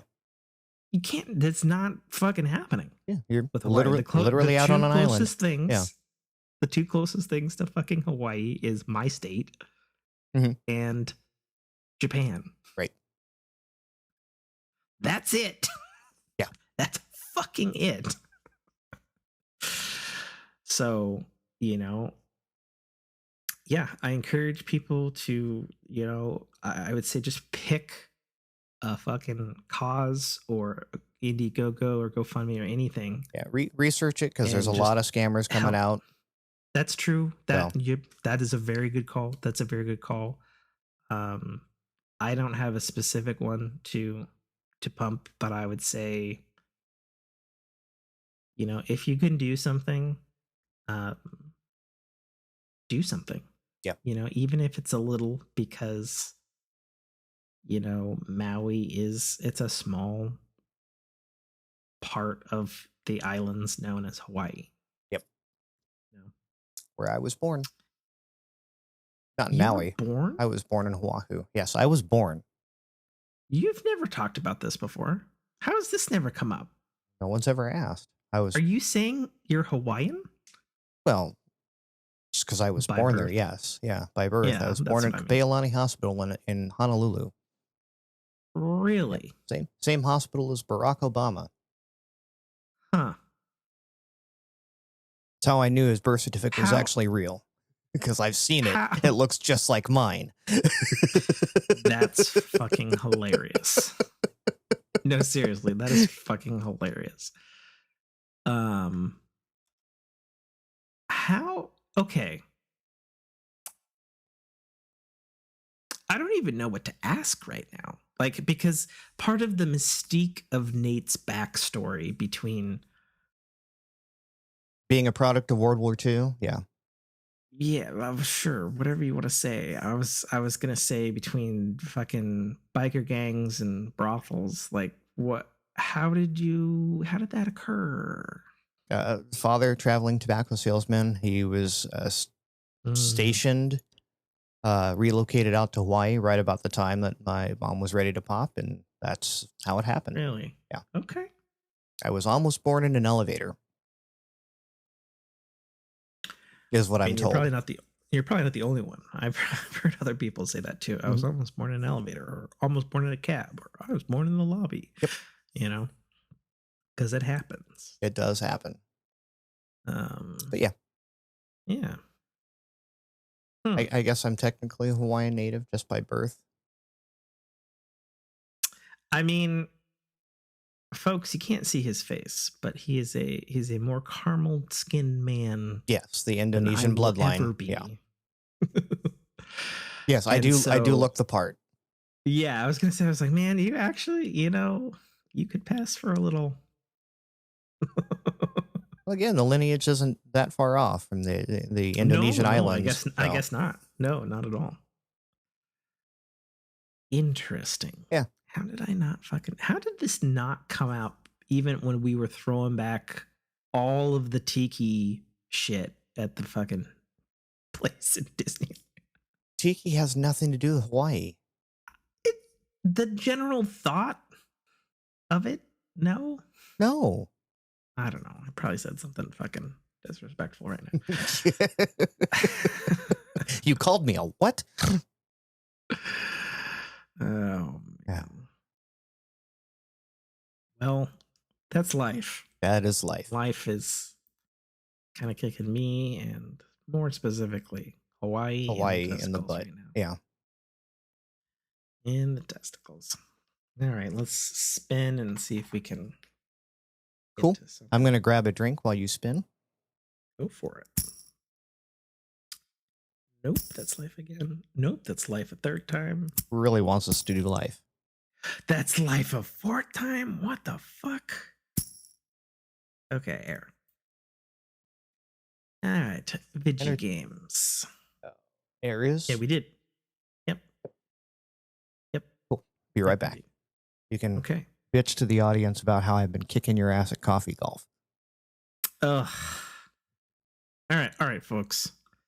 So we last episode, Nate talked about this coffee golf thing, which I diligently went and downloaded and then shared with sometimes person on the show, Daniel.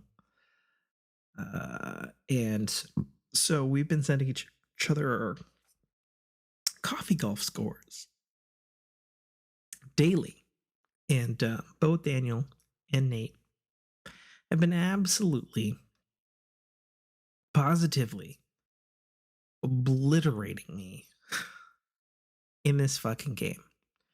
Now, in fairness, at least till Thursday of this week, I had not purchased the full experience in the app, the $3.99 premium.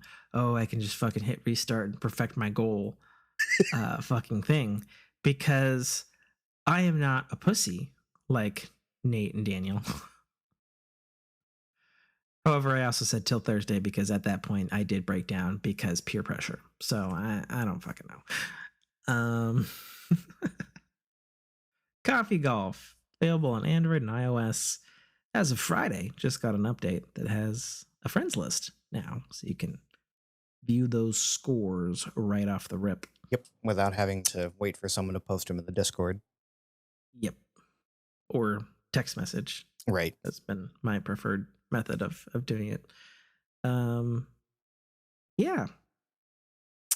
I think there was even an angry point where I was playing with Daniel Tuesday, usual Tuesday boys night, and I was like, how the fuck are you getting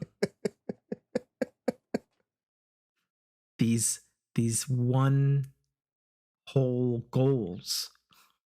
Like, how the fuck are you doing it? You know, because I feel like I have the bouncer really good on the wedge, and putting is putting.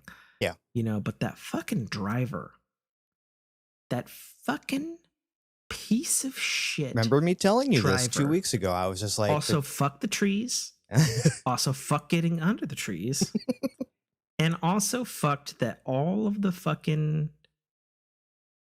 elevations of dirt are roundy. Oh yeah. Fuck all of those things. I will say this as a pro tip: the putter is your friend. It goes a lot farther than you think it does, and sometimes it's safer to putt under the trees than it is to try to chip over them.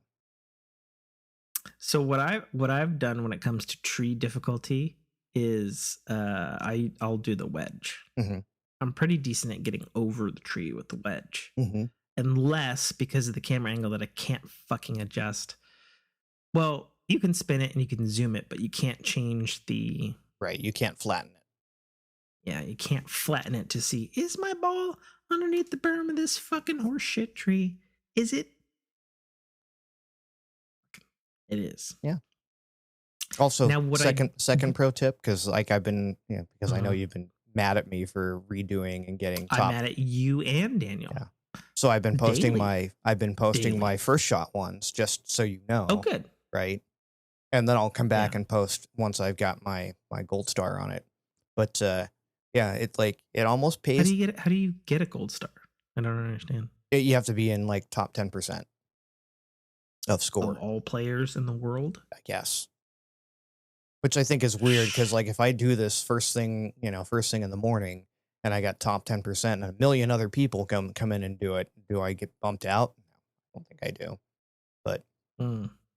But yeah, anywho, like there's a lot of times I'll look at something and go, I can go full blast on this thing and I could end up in trees, or I could lay up and then give me a better second shot.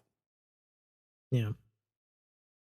The part that I want to know, just from a game standpoint, is do these motherfuckers really make that many courses, or is this procedural generation? I think it's procedural generation. Because within some rules, simple enough. Yeah. Yeah. There seems simple enough because they don't have any objects beside trees and sand. Yeah, and if you can call that an object, I would say that's colored terrain. Right, but it has physics the ball to it. Behave. Yeah. Again, colored terrain that tells the ball to behave differently once it's touched it or you're hitting in it. You know, when you hit the water, you make a fucking frog leaf thing. You know, the goals aren't actually 3D at all. My game glitched the other day and I found out they're just one of those flat 2D things that's just rotating flat towards your perspective. Because if you look, your flags are always pointing one direction as you spin the map around. So the only thing that's 3D is the trees, the ball, and the geometry of the map. So it's pretty simple. Yeah. And I suppose I know the more simple things are, the easier it is to procedural gen shit. So maybe that's the case. Maybe that's Yeah. the case. And like other than what, like that one course where everyone that day was just like, fuck that course. Yeah, where there's the two out in the fucking water. Uh-huh. And you're just like, fuck off. It's too far to wedge to it, and it's too small of a green to drive to it. Mm-hmm. Yeah, and that was one where it was like, okay, I'm taking a lily pad on this one. Yeah, you're gonna have to. Dropped it in the water, and then dropped the next shot in, and then chipped in. I almost wonder if it is procedural gen, that's why there's a lily pad. Mm-hmm. So they're like, well, if the game decides to give you some fucking islands, there has to be a way for you to get there, even if it's bullshit. Yep. You know? So yeah, and even that one where I took one in the water, I was in like the top 5% on my score on that. Was like, if I'm top 5% and I had to put one in the water, that tells you everyone hated that course. Yeah, I'm definitely still thoroughly enjoying it. I mean, I don't enjoy losing both of you. That's something I don't. No, and score aside, it is just a fun games. little, it is coffee golf. It's, you sit down with your morning coffee and you. Mine's usually my morning shit. Okay. I'm sure coffee golf sells better than poopy golf. Sure. Okay. Sure. Toilet golf. Usually, it's awake, it's shit, clothes, then coffee. Yeah. That's usually the sequence. I was pleased. Wait till you get older. The coffee will still, make the shit happen. Yeah. I was pleased though to find out because Thursday I actually did it on a bathroom break. I was at this college. It was a very metal building, so my bars read SOS only. Oh, fun. Like that's that kind of negative reception I have or had. I was pleased to see that game ran great without cellular. B, let you just do it and save the score, and then when I reconnected, everything was all golden. Nice. I was pleased to see that it was not can't reach. Right. Fucking this app is useless now. Now the only thing they need to do is let you link it to your Google or your Apple account, so that if you have what happened with me, where I just recently upgraded my phone. Oh, right, yeah. When you switched your phones, you're fucked. Yeah. Lost all my streaks. I had a 452 game Wordle streak, and I was on a 52 win streak. Gone. Mm-hmm. Yeah, that's unfortunate. Because you guys don't have anything like a full cloud backup. Sure we do. Does it not work? Well, this particular game isn't tied to it. Or does that app not? The app doesn't talk to it. Only local data?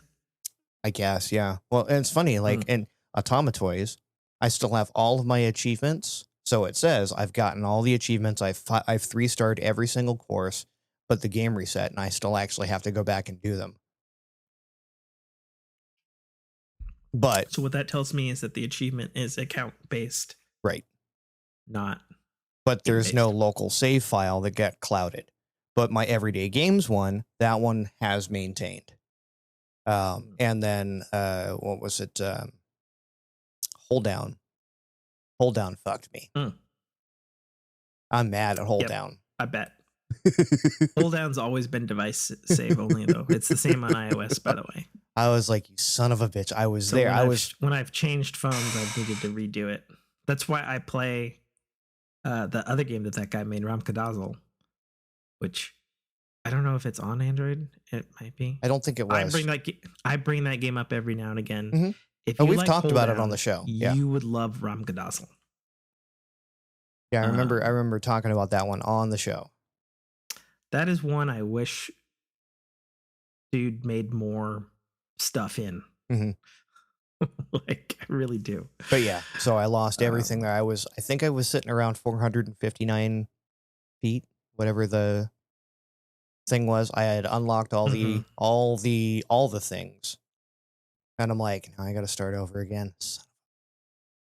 I mean, granted, it only took me 2 days to get to that point, Yeah. but I lost 2 days of my family to that game Mm. When did our last episode come out? 2 weeks ago. I know, but did we talk about how Star Wars Jedi Survivor is in early development for PS4 and Xbox One? No. Oh, well, it is. Cool. This is perhaps not good. For a couple of reasons. Number one, this signals that Jedi Survivor did not sell as well as it should have. Number two, as the game was always designed with next gen consoles, first and foremost, and in lesser version was never designed. Right. This could see some pretty hefty Switch like porting stuff. Not that it's impossible, given that the game's on Unreal Engine 4, Right. but it's an Unreal Engine 4 game that pushes graphics, pushes open world, pushes ray tracing. So they're obviously going to have to figure a bunch of shit out. And I imagine it'll probably run fine. You know, like the cross comparison would be Hogwarts Legacy, Okay. which was designed multi-platform and multi-generation in mind. You know, it launched first on next gen, and then many months later, the lesser console version came out, and it actually runs great. But that was always designed with that in mind. Like they knew they were going to hit that. And my understanding is that this was a Arts Disney push, and the developers are quite unhappy Mm-hmm. because it's going to take a pretty significant amount of work to reconfigure it for a much lower spec. Not that, like I said, not that it's impossible, but it's not a good sign. It's effort. It's effort that there's got to be a return on that investment, because I guess the initial sales outlook doesn't look good. And I think, a lot of it had to do with, one, the console availability is finally getting up to speed. I mean, the way I look at it is Jedi Survivor launched in a crowded time period. Mm-hmm. And because it was right before Tears of the Kingdom, I think. And then it hit just after the Horizon expansion, which all of that hit just briefly after Hogwarts. Right. And it's like, I have a feeling that the timing on this one was not good. They got, what was it, Titanfall? Oof, that's right. That's bad saying that, given that the developer is Respawn, who made Titanfall. Oof. So I don't know. I haven't played it yet. I'm told by a couple of friends who have finished it, that it's great. But at the same time, I also reported, Brock downloaded the game and it didn't work. And then he got a full refund for it because he's like, yeah, I can't get past the intro. Game keeps full hard crashing my console. Interesting. That's a nope. And that's something inexcusable and shouldn't happen, because again, that shouldn't have passed there's EA or Microsoft's right. There's QA. 4 iterations of that console at this point, if you're talking about incremental hardware spec changes. So it shouldn't be. It's in the PC realm, I could have a video card, sound Mm, card combination that like, I'm sorry, we just didn't program for that. And it's such a mhm. niche thing. We're not going to fix that bug. But again, when it's a console, how many different Sure. changes are there over the lifespan of an Xbox One or even, Oh, like the yeah, hardware revisions? what is Sony, PlayStation 5's on their, what, fourth hardware revision at this point? Sixth? Sixth. Yes. Okay. I guess speaking of that, that's a good little segue. Something popped up on Twitter here recently, that people have videos of them holding a very different looking PlayStation 5. Hmm. Much smaller. This is there's a lot of conflicting reports. There's reports saying that Sony is indeed developing a PlayStation 5 Pro. Right. Uh, and I think there's some weight to those reports because Digital Foundry was talking about it Hmm. this week on their show. And there's been long rumors that there's going to be a PlayStation 5 Slim. People are like, oh, well, those rumors are silly. It's like, yeah, but there's been a PlayStation Slim every Right. single dingle generation, every time, Which always cracks me up because, like, if you could make it that slim, why didn't you do that the first time? because they probably couldn't the first time. Anyways, so there's some videos floating around Twitter right now of a much smaller PlayStation 5, still has the fucking wings. Hmm. The But they the have pop a collar. Yeah. yeah, but they have a line through the wings. So there's 4 wings now instead of 2. Hmm. Okay. So imagine, the weird Yeah. The pop collar. Wi-Fi The router and disco then collar. Yeah. cut a line in the middle of both of them Hmm. and then, shrink the size by fucking 50% or probably more because So now it's actually the size of a Wi-Fi router instead of the ISR on. yes. Yes, exactly. Exactly that. Obviously, Twitter stuff is to be taken with a grain of salt, but as people pointed out, like, yeah, but people also were manhandling the PS5 before it came out Hmm. and showing videos and stuff. So it's possible, at least from a manufacturing line perspective, since Sony doesn't really keep that shit that tight Right. in comparison to other companies. Looking at you, Nintendo, who has a death squad. Right. Waiting if anybody ever shows a picture of the alleged Nintendo Switch successor dev kits that are supposedly out in the wild now. Um, or I guess the fact Yakuza like a dragon, right? that yeah, something like that. Um, so yeah, so there's potentially a PlayStation 5 Slim or the Pro is a Slim. It's hard to say. Hmm. Could be either or. Money would bet it's probably the Slim since it's smaller, if it is indeed even real. Hmm. Um, but yeah, so let's see. So there's that, the Jedi Survivor thing. The Uh, Sega thing. you posted this. Hmm. I briefly read it, but why don't you tell us all about it, Nate? So basically, Sega is patenting a monetization system. Okay. Okay. Like all games now have in-game microtransaction. MTX is Yeah. basically how most studios are funding their games now. But what this patent does is it now says if you pay, say I'm playing Diablo. Mm-hmm.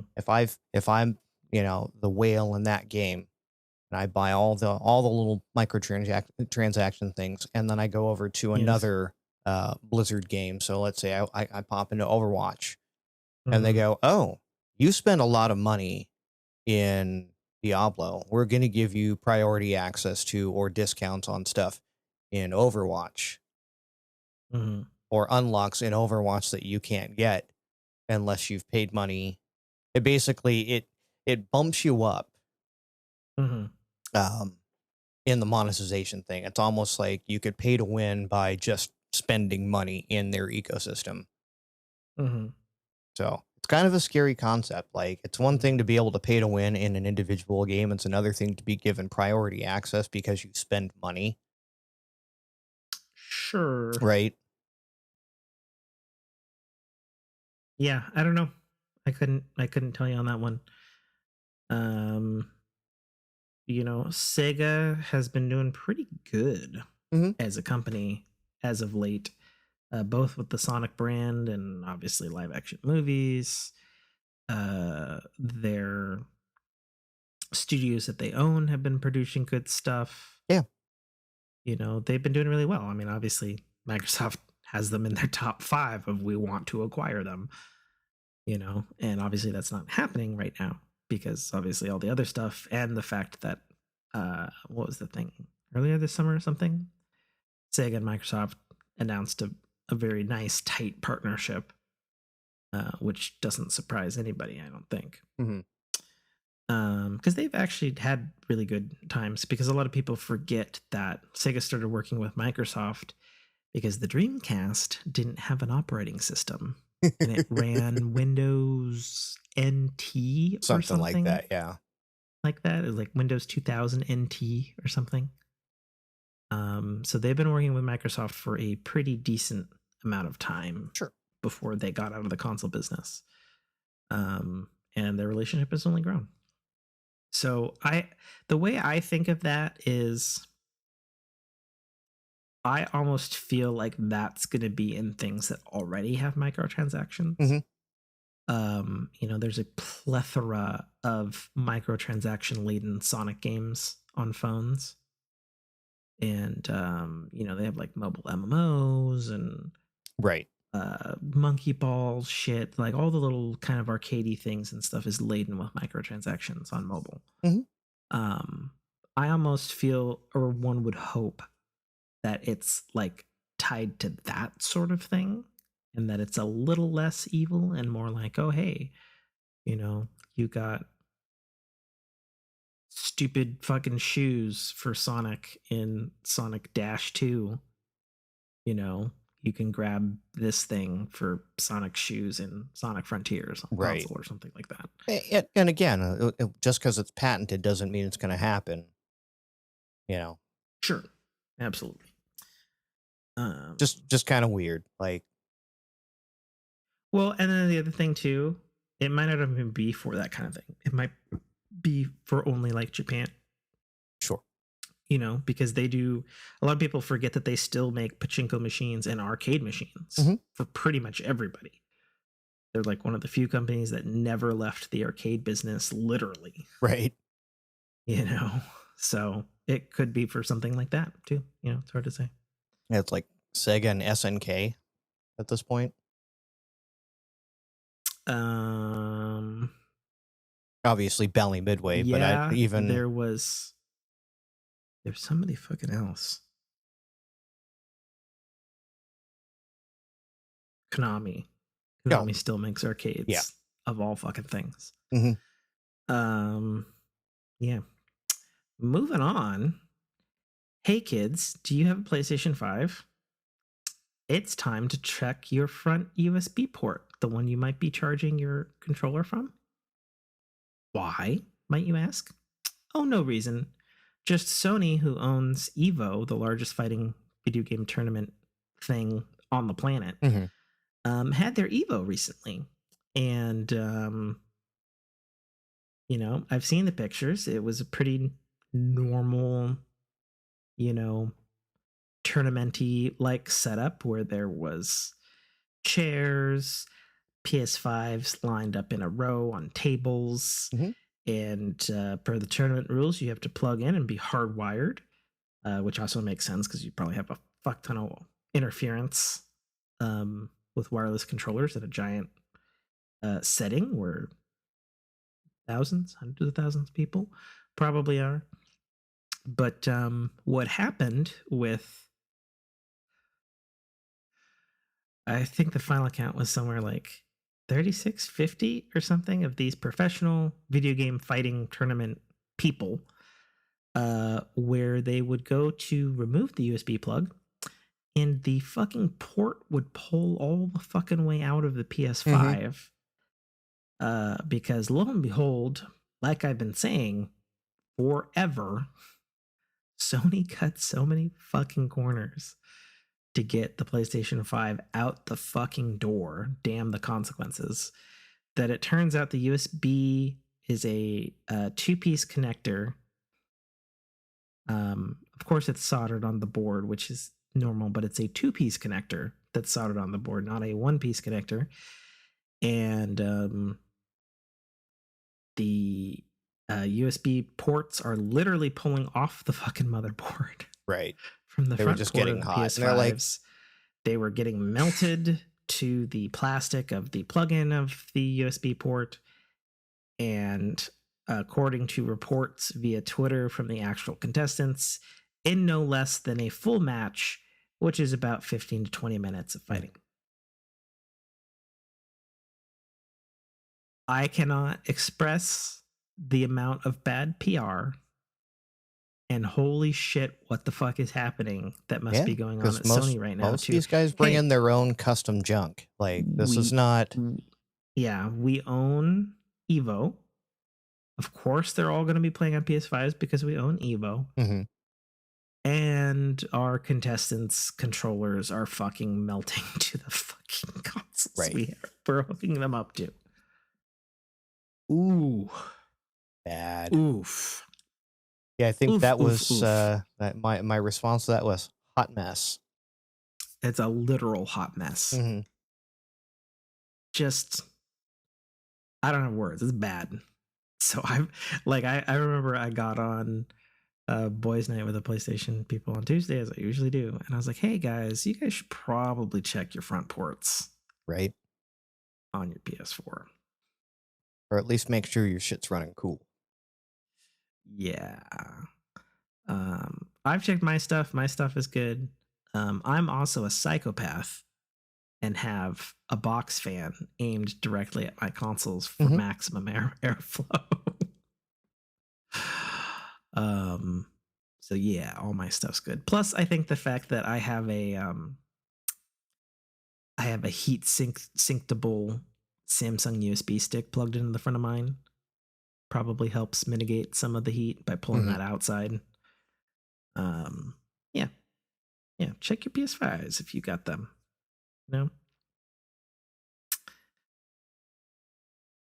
So Bungie and Destiny.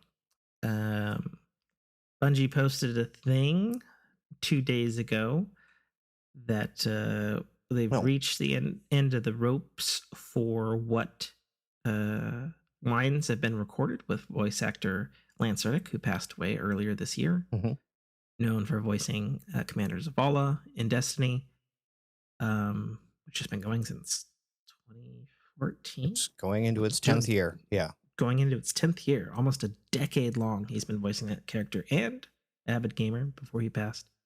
And of course, both the face Warlock and the voice. Yep, good man of my people. And also the voice and face and motion capture actor for Silence in the Horizon franchise for Sony, and a myriad of other movies, TV shows, and video games and whatnot. But they are officially retiring the voice because that's all that's been recorded. But he is being the character of Commander Zavala is being continued by another longtime collaborator with Bungie, prolific actor, one of my personal faves because I'm the man who wears a Halo wedding ring. The legendary Keith David is going to be taking over the role of Commander Zavala. From the post, they said starting in the final shape. So I guess the following seasons of the year for Destiny 2 will still have Lance Reddick's lovely voice. I guess when they announced, I guess it was previously in the season, when a particular voice line came out, they said that was the last line he recorded for us. Mm-hmm. Didn't mean that he wasn't in future Yeah. content. It was that Yeah, was because stuff gets literally recorded and correct. everybody knows stuff gets done out of sequence Right. for production reasons, which seems like a maddening way to work, in my opinion, but that's how things are done. Yeah. So yeah, the voice of the Arbiter from the Halo series, hmm probably the number third, Number third. number. Well, I can't say Number number C. two Yeah. character, but the third most prolific Halo character in the Halo franchise. Right. Um, will be taking over the role. And Keith David did a lovely 3-minute video talking about how, he's been watching the performances and, he's not going to do an imitation because obviously they have different voices. But what he wants to capture is the regalness and the Right. commanderiness. And from that little post that he put out, it's like, okay, I can see it. It's not going to be the same. I mean, it's 100% Right. going to be a different voice, but if you've... I just talked to my buddy today that he was like, "What do you mean Gina Torres got recast?" Ugh, Like, how but do you not... Yeah. right, Okay. it's not one of those where they're trying to go so similar that it could Mm-hmm. be mistaken. And it's like, yeah, like Keith David from his little video message, I go, I can see where his take on Zavala can be done where it doesn't completely change the character. Yeah, I mean, for me, obviously, I'm a little biased because I am a Keith David fan for Sure. sure. Again, Arbiter, and for Mass Effect fans, Yes. he is a fucking general giving you the fucking orders, and it's Admiral was like, a captain all the way up to admiral throughout that entire mhm. series. And it's like the way I look at it is absolutely fucking sucks. We lost Lance Reddick. You know, yes, there's not going to be an imitation same, it's not going to be the situation where like where Rick and Morty, where they are recasting those roles Right. and they are casting for sound alikes. Apparently, he actually did play the president in Rick and Morty as well. Yes, So, all of the seasons. It's President Keith David. yeah. By the way. Oh, okay. It's not just, yeah. They're like, all right, Mr. President Keith David. Yeah, I just like I Yeah, went back he's through his filmography, and it was what was funny. Like we mentioned, and I mentioned to you this offline. Like we were talking about They Live, a movie you haven't seen yet, and it turns out like that was my first introduction to Keith David. yeah, I love Keith David. I Mhm. think he's fucking fantastic. Just And particularly his body of work, goes I back to think is going to 1982 or well, not only that, but 1979. But I think his body of work, particularly in the voice acting realm, is going to lend itself to giving, at the very least, the right oh, inflection sure, and tone yeah, of Zavala. And if I can think of like another deep, commanding, respectful voice, like I'm okay with Keith David. right, It's gonna be weird, of course, because obviously Zavala, even though it's not specifically Lance Reddick's face, he's always kind of looked a little bit like Lance Reddick, hmm and I think that was probably an artistic choice, probably. And they have very different faces, but it'll be an adjustment. But I love that it's a top tier.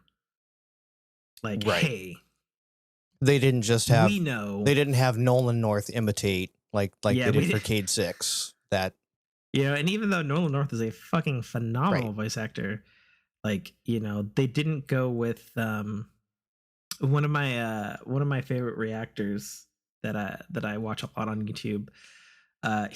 He always uses the line of like, oh, they didn't put in the great value version of this actor. Right. Kirkland brand.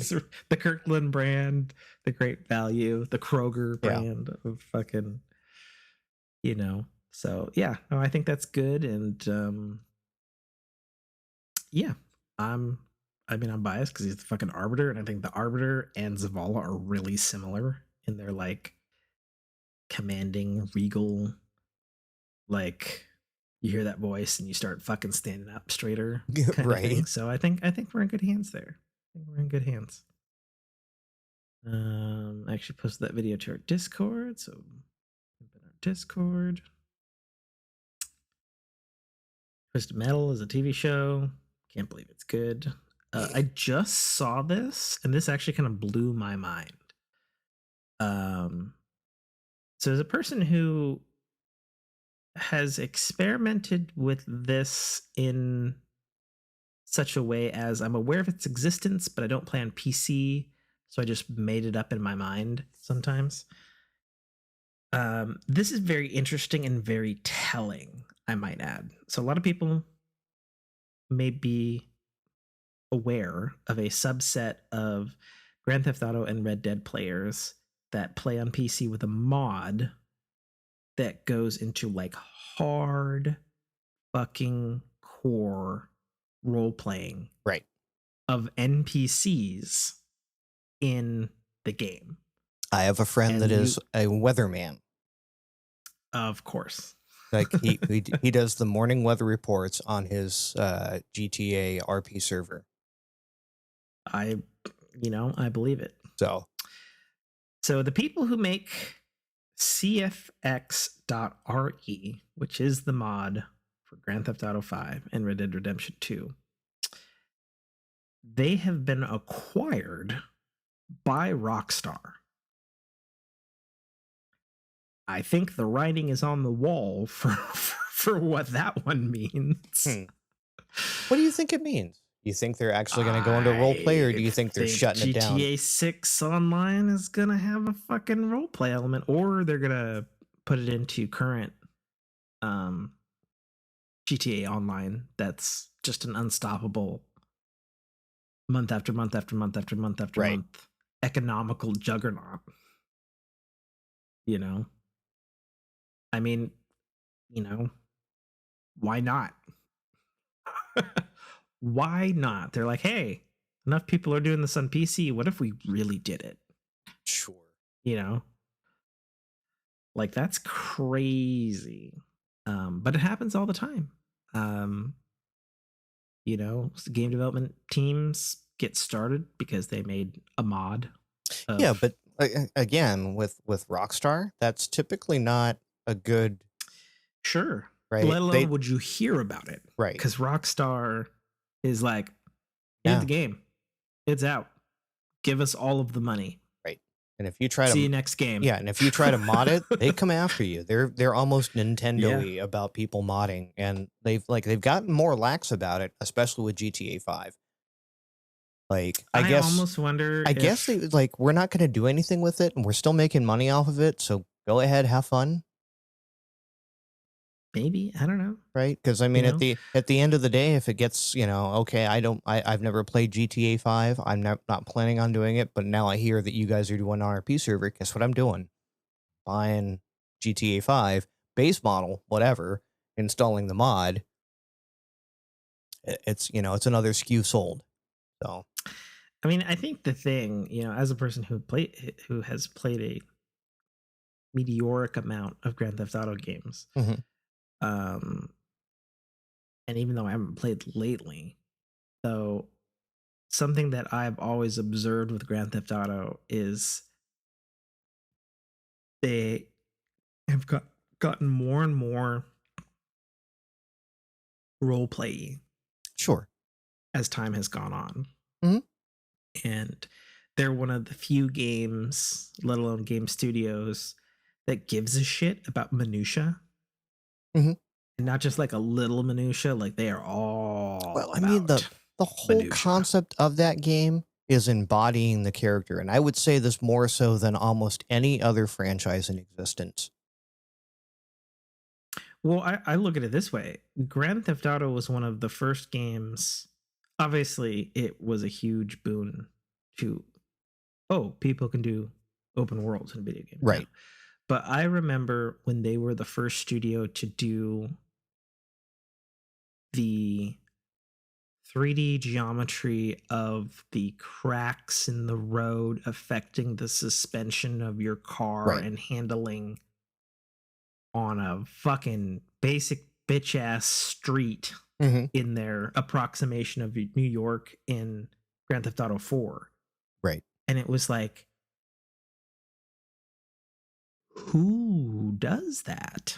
Mm-hmm. People And with a then they lot of do time on that. their And guess hands. what? Yeah. Everybody does that now. Yeah. Every major racing game, all the Horizon games do that. Absolutely. Well, it's now a feature. You're right. It's no longer just yeah, we do this. It's like we point out that we do this now. Sure. Right. Yeah. It's where GTA and never really did that. They were just like, these are our roads. Our roads affect your car. Shouldn't they? Right. Like it wasn't a new feature, potholes. Well, it's the same thing, I hate to bring it back around to Breath of the Wild and Tears of the Kingdom. Mm-hmm. It's like, oh, you light the forest on fire, it's on fire. You chop the tree down, it rolls that way because physics, and like nobody else is doing this. Right. In games. Yeah, most games you chop down the tree, it falls and then disappears. Mm-hmm. And, 3 little twigs go into your inventory. Exactly. And now fucking a lot of games do that. I played and granted it did this in the first game too, but the Forest, the horror game, and the sequel Sons of the Forest, it has realistic ish tree chopping simulator physics. Sure. So yeah, I don't know. It's good. And again, the RP community is just, they're having a good time within this framework. And, for once, Rockstar is recognizing the benefit of that. And if it folds, I hope that means that it folds into GTA 6. So that more people can do this. Right? It 100% good. 100% good. You been playing anything besides? Well, I got into your Killer Toasters from Outer Space game, Atomic Heart. And speaking of games that are horribly unoptimized on for the PC port, I've been having just issues with it. Like and I have no slouch for a PC, right?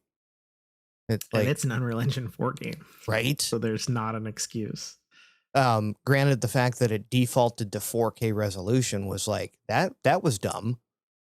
Because the opening titles popped up. GPU not handle 4K? Well, it should be able to, but if you're going to default to that, that opening just where they pan in the character was just like, and I was playing this on Game Pass streaming.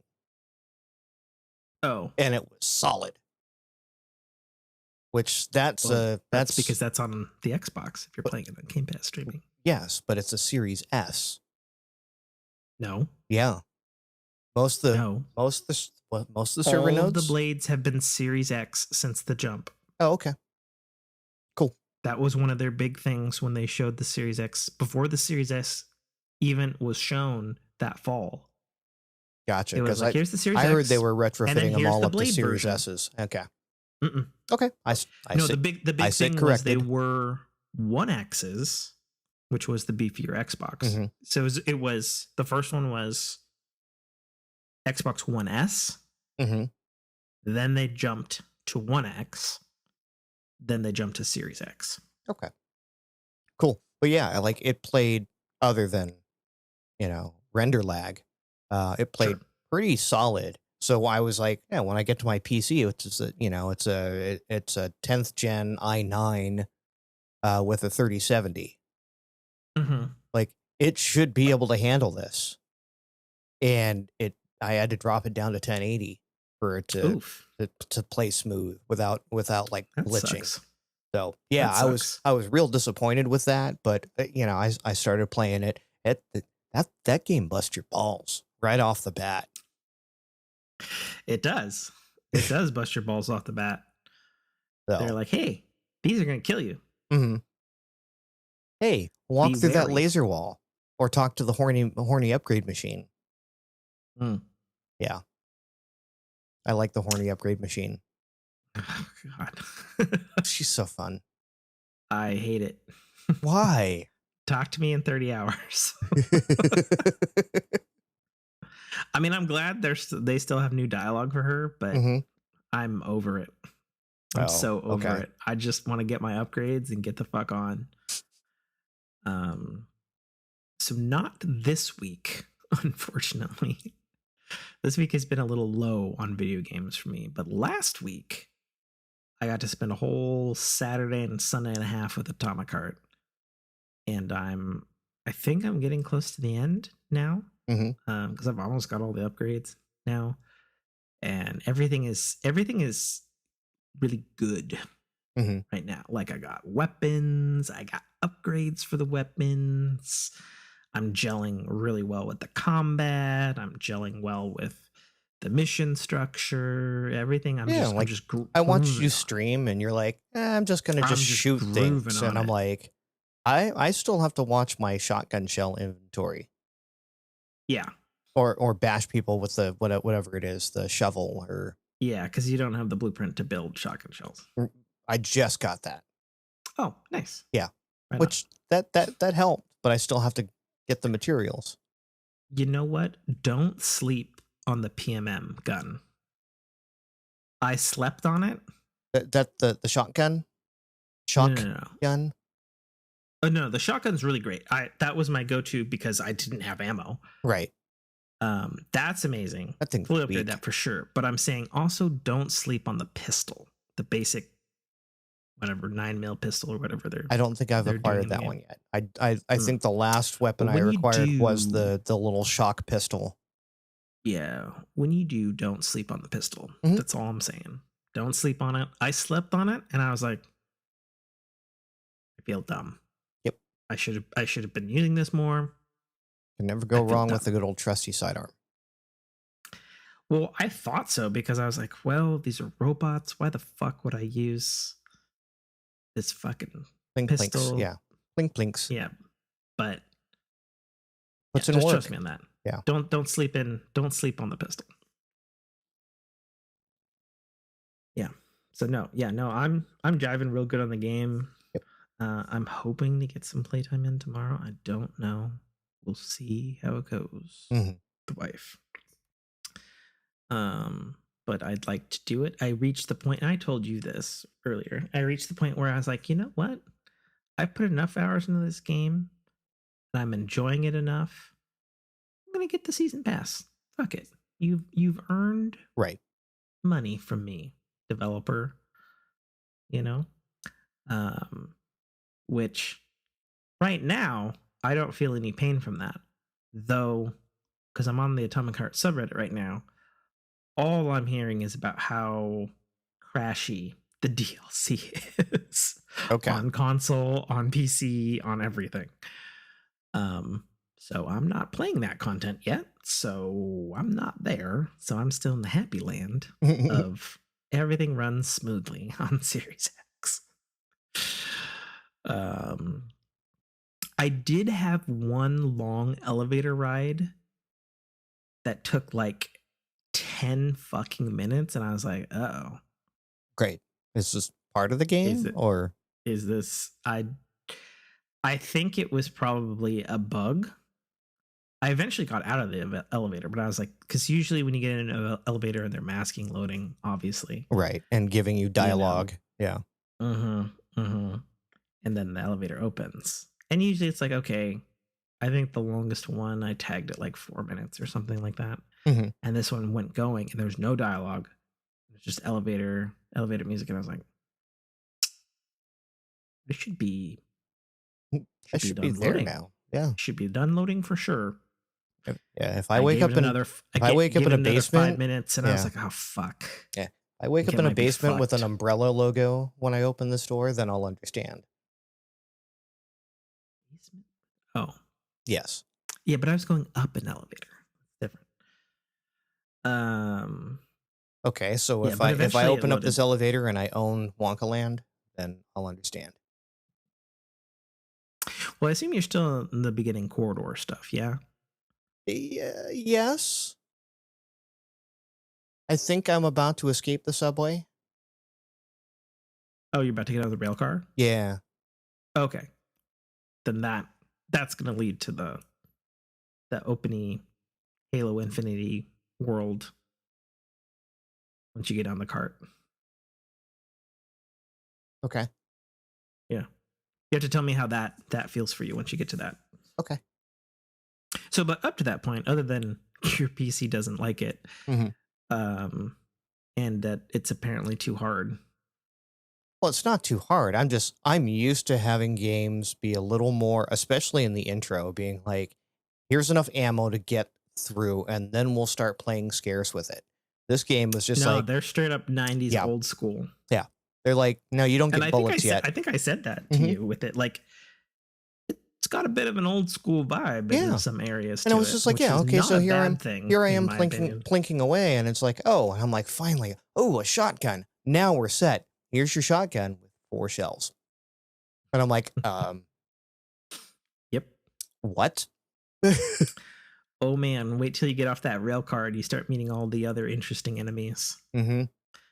You're gonna be like, this fucking piece of shit, worthless shotgun.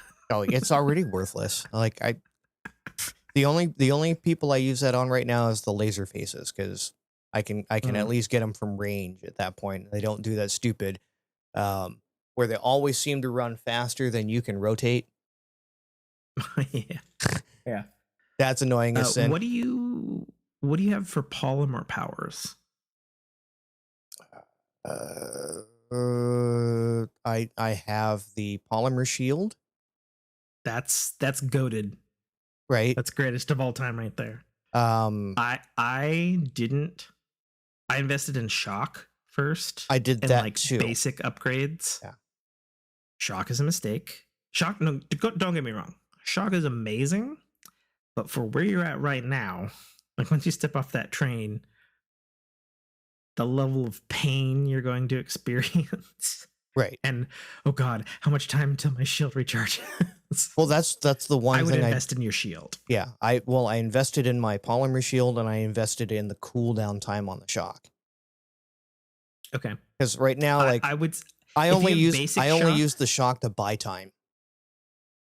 And that's fine. Yeah. Your basic shock is more than enough for the first couple of missions and the first polygons, as they call them, that you're going to reach. Or if you reach them, I guess, since they're optional. Gotcha. Polygons are there. You go from open world to underground puzzly dungeon. Okay. And you will need basic shock for some of the puzzles. That's all I'll say on that. But yeah, no, the polymer shield, goated. I would get all the fucking upgrades on that shit because it's just so fucking useful. And it's cool. Like, let's be honest, the shield thing, pretty rad. Cover yourself in goo. Yeah, there's an upgrade, I think, on the left side, where if you hold it down all the way to when you exhaust the energy, it explodes some polymer goo onto enemies. And so then if you shock them, then your shock's like twice as effective. Right. That's super good. But yeah, and apparently it amplifies whatever status effect you throw into it at that point. Yes. There's an actual, I don't remember what it's called, but there's an actual polymer ability that is a straight up, like, you're just splooging out white polymer goo that's elemental activated. Okay. And that's actually pretty useful. I've been using that one a lot lately. Magic bukkake? Yeah.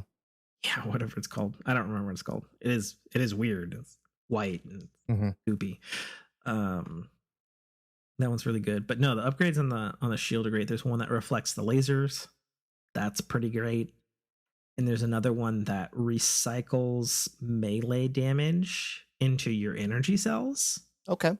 So when people are like banging on it and you're like reloading, if it's a mechanical gun, kind of useful.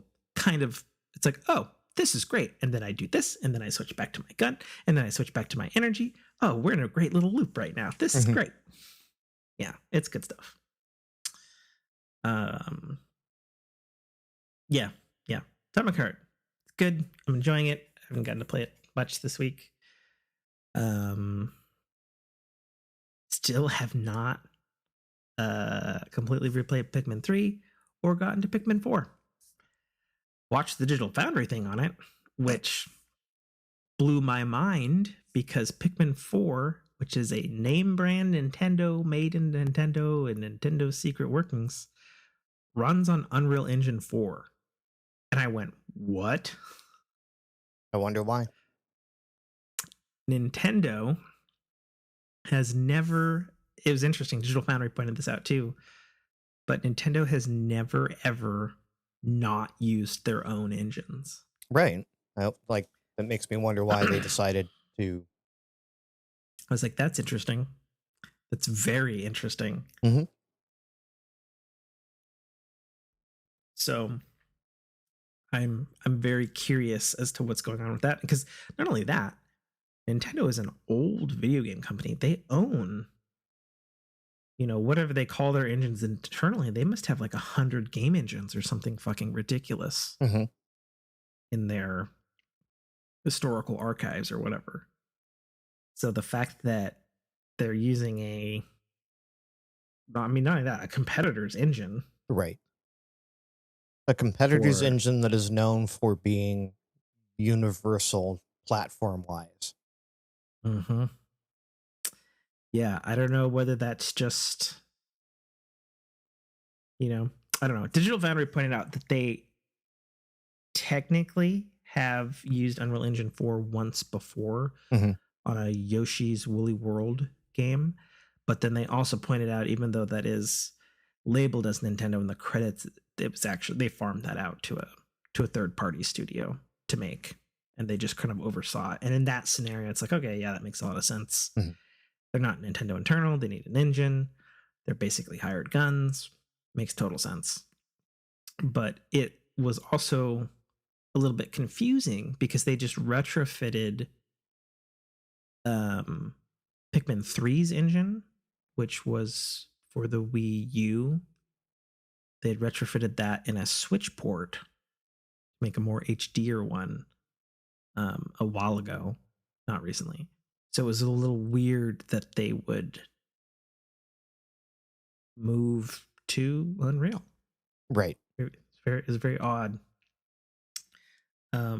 So it's interesting. I don't know. I just think that's an interesting thing of note that nobody cares about but me.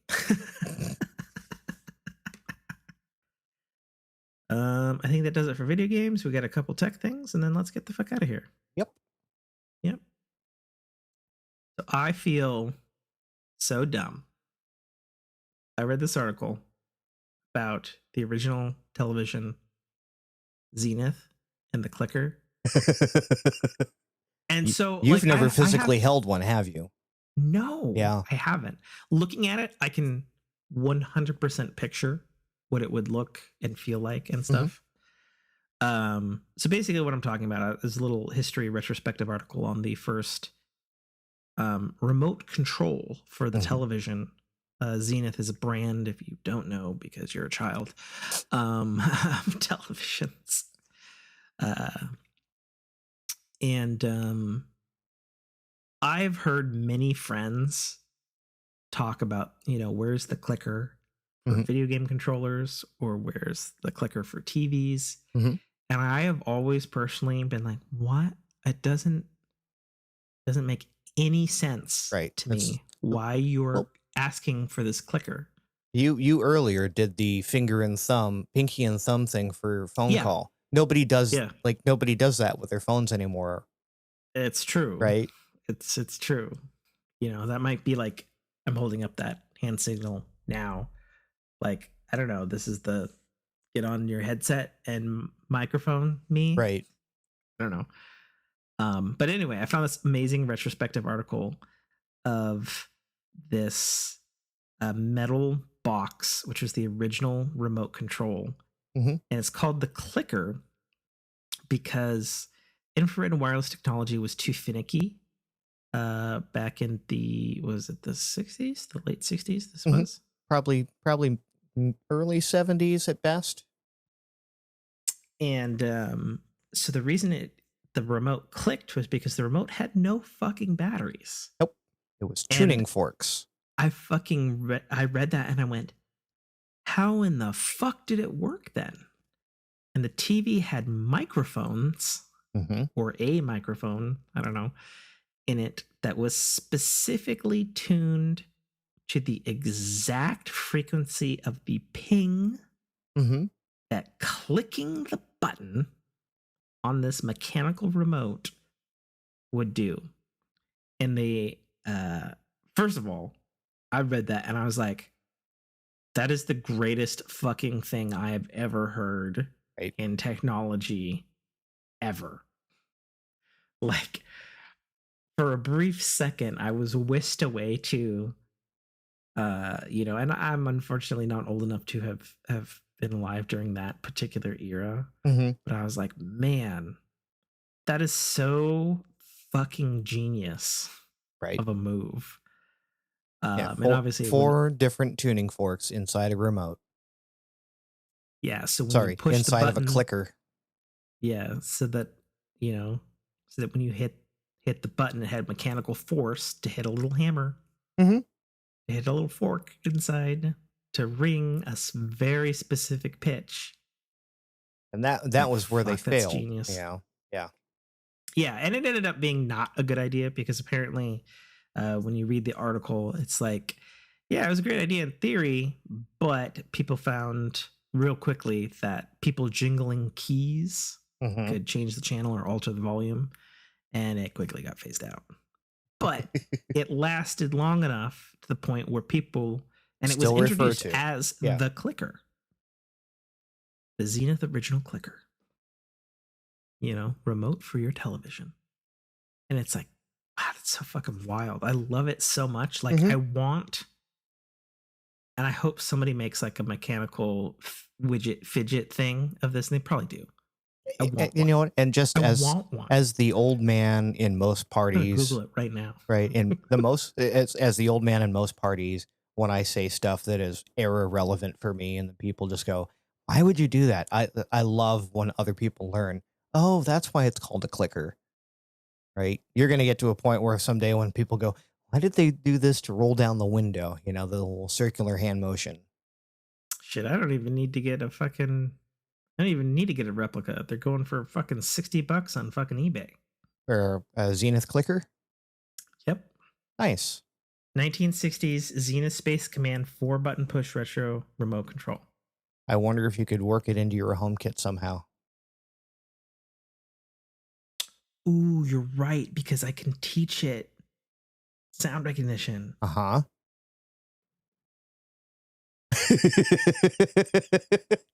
If you, audience, could see the giddy look on Tim's face right now.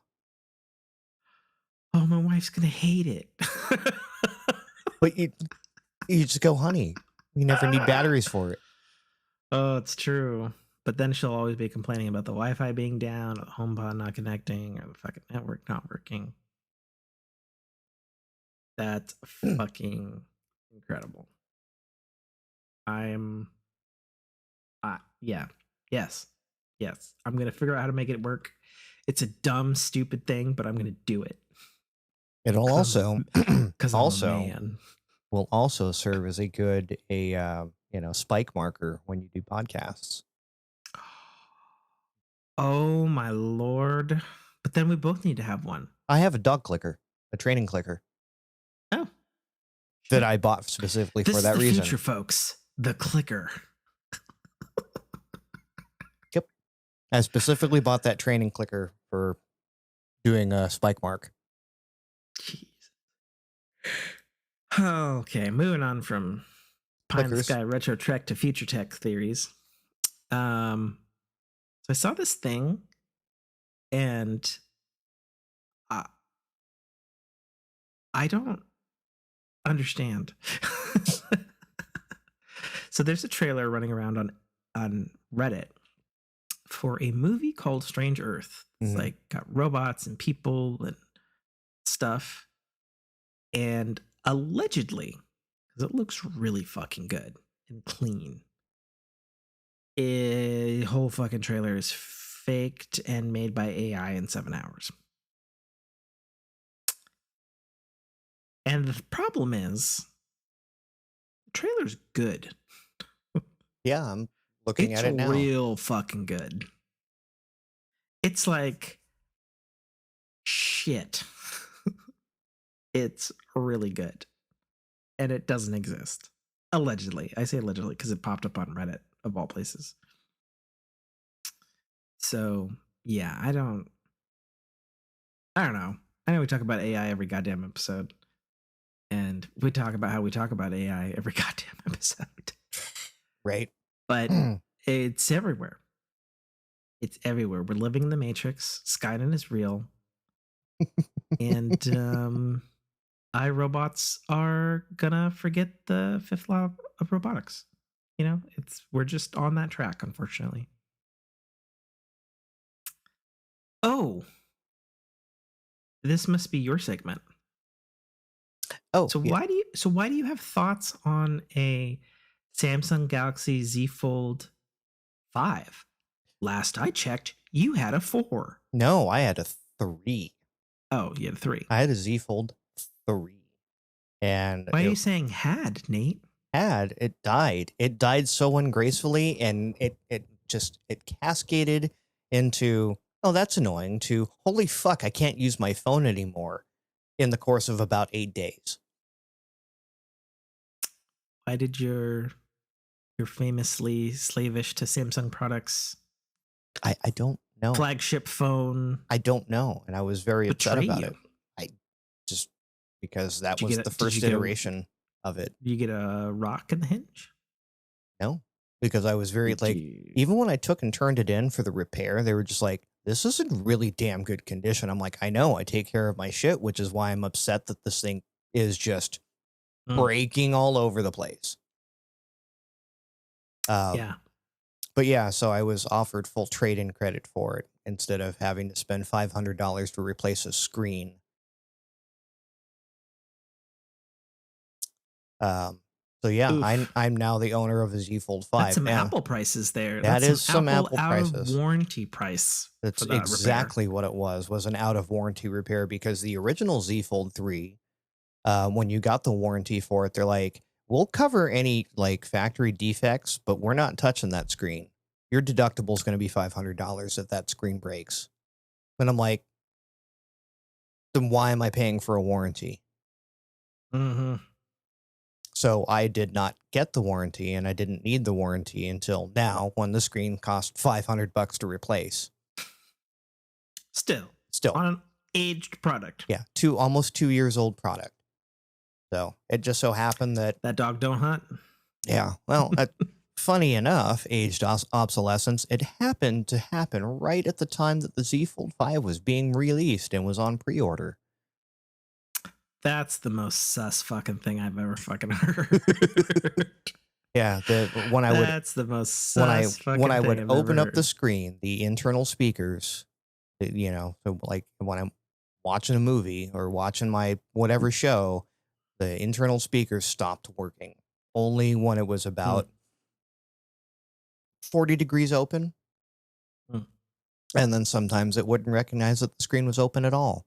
And then the last thing's like, okay, great, that's now happening. Now the charging port is being wonky as hell. And now it won't rotate. It won't recognize that I'm rotating apps. So remember how I was telling you, because of the screen resolution, there's some apps that just go, nope, you're going into landscape mode now. So I would open up said app and then minimize it, and it would just stay in landscape mode. So then I had to go find another app that wouldn't open up in anything but portrait mode to get my phone to rotate back. Yeah. But as far as the Z Fold 5 is concerned, it's lighter. I actually got the pen this time. The pen actually works really nicely. Cameras didn't get upgraded. The screen, remember the little bendy fold in there? They've actually worked on that. It's better. It's still noticeable, but it's better. Yeah, so I'm actually looking at Z Fold 5. And so this phone just came out, right? Mm-hmm. Like literally just came out. Yeah. Yeah. So I actually watched a review of this already Marcus Brownlee. My understanding is it's fucking fantastic, Mhm. but it's virtually fucking unchanged from the Z Fold 4. Correct. Except that the hinge is specifically better. Yes. And being that I didn't have the Z Fold 4. Right. It's a big step for you. Right. It wasn't an iterative update. Yeah, it was a big update for you. So it was enough of an update that I was okay with which color did you get it in, though, Nate? The color the case is in. But you know, remember how the old one, how that hinge used to stick out? I do, actually. Yeah. I do remember when you showed that to me, and I was like, oh, that's kind of weird. Yeah. Yeah. That's definite improvement in the hinge. I got the black one just because it was just like, the hinge actually made the hinge color mattered what the external color was. Because they had like a cream one that was beautiful. Like I love the color of it, but then the hinge became rose gold. And I'm like, I don't want rose gold. I don't like rose gold. Yeah. I'm looking at it on Samsung's site right now. Yeah. So did you get it with, what's your storage? 512. Okay. Does that work for you? That works for me. That's what my last one was. Okay. And I couldn't justify the 1 gig cost or 1 tera or whatever it is. Yeah. 1 terabyte. Yes. Yeah. It was like, what, $2,200 for that? Jesus. And unlocked is almost $2,000. Mm-hmm. Fuck me. Sideways. Mm-hmm. And this is an unlocked one. Ugh. Okay. Yep. All right. That's your savings and or credit card and or whatever. Yeah. Well, thankfully we had enough put away that, you know, again, if I was going to spend $500 on replacing the screen, why not just go the rest of the way and get a new? Right. I'm 100% right there with you. You know, I used to be that way with before. A lot of people forget. Obviously, I'm an Apple boy through and through, but a lot of people forget their 1 year warranty was fantastic, and their 2 years of Apple Care was also fantastic. But as soon as you're out of that, or you didn't put it on your fucking account 90 days after you bought the fucking device, you're almost SOL. Right. What has changed my view on that is the Apple Care Plus, when they got rid of the old Apple Care, which I was miffed about. But ultimately, Apple Care Plus has fucking paid for itself its weight in gold more times than I can count now at this point. And Apple's policy of, if we can't fucking actually fucking fix it for on like the third fucking time the same fucking thing has happened, we're just going to give you a new one.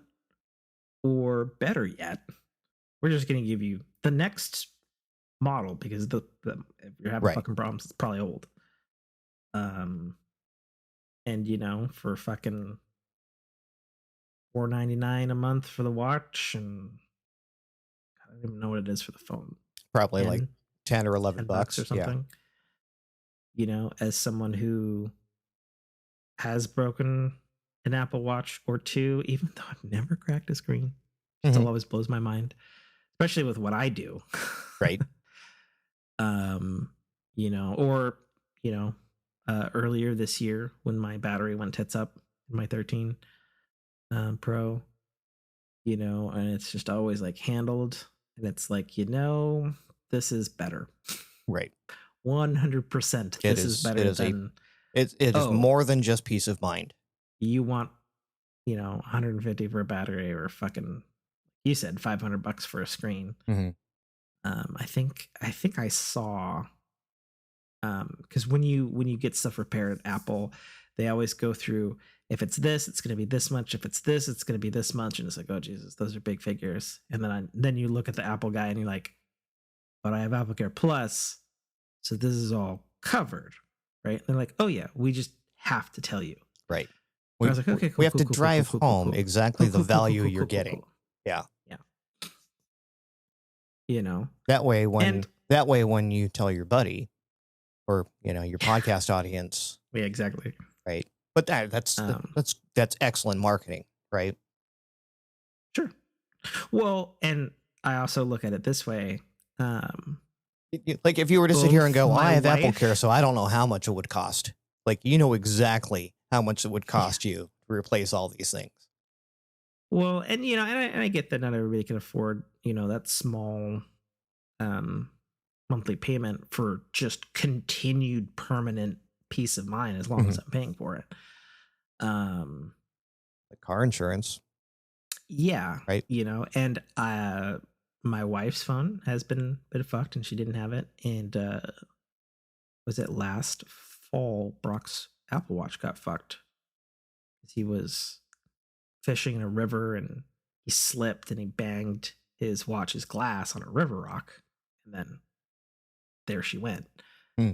And both cases, my wife, I forget what the fucking problem was with my wife's watch. Something happened. And, in both cases, I was like, okay. And you have your Apple Care for the thing. And not even to be elitist or anything. Right. And I remember the whole rigmarole with Brock, and he didn't have it. And then he took it to Best Buy. And I was like, oh, bro. And they fucked it up, and they put like Russian firmware on it somehow. And it's like, dude, come on, man. Damn. And he's like, as soon as they fucking fix it, and I know it's fixed, I'm giving it to my fucking kid, and I'm buying a fucking new one. Because fuck them. I believe was the exact conversation. And my wife was like, well, I'll take it to go get fixed. And I was like, okay, and how much money is that going to be? Do you have that money? She's like, well, how much money is it going to be? I was like, how much money has we got? Right. And she's like, well, I don't have that. I was like, well, then you probably shouldn't go to the store to get it repaired. You know that $14 you keep bitching about every month? Mm-hmm. That's what paid for this, right? Yeah. And it's like, I mean, I get it. It sucks. It's a drain. Yeah. And at the end of the day, you probably paid more, at any rate. right? Yeah. Than whatever the repair costs are. But to be able to just go, here, fix it. I'm out of here. I'll be back tomorrow to pick it up. Mm-hmm. Right. Yeah. Well, I mean, for me, it's essential because like my work phone is also my personal phone because of dual SIM. Mm-hmm. But it is really worth it. Especially if you're like me, who doesn't damage his stuff a lot, but when I damage it, I really fuck it up.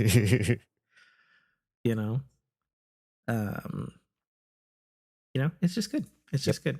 So yeah, that's what I was chiving you about, and I guess unfortunate. Or so you have insurance now through Samsung on it? Yes. And now is a screen replacement is $26. Oh, you're still getting charged? Yeah, deductibles, but yeah, $26 for a $500 and how much are they screen charging repair. you $7 a month. I assume. That's not too bad. No, that's not bad at all. Yeah. And the screen is like the most expensive repair. A lot of the stuff is just free. On your Fold, of course. Right. Because it's still fancy tech. Mm-hmm. Yeah, for sure. Speaking of fancy tech, just jumping that because it's a better segue. Yep. Apple supplier LG invests in many micro LED patents, specifically for Apple Watch and Ultra displays. And eventually vision displays. Oh, yeah, there's no doubt that they're the ones making that. Right. Apple's had such a long standing with LG ever since Samsung fucked them on the iPhone 4.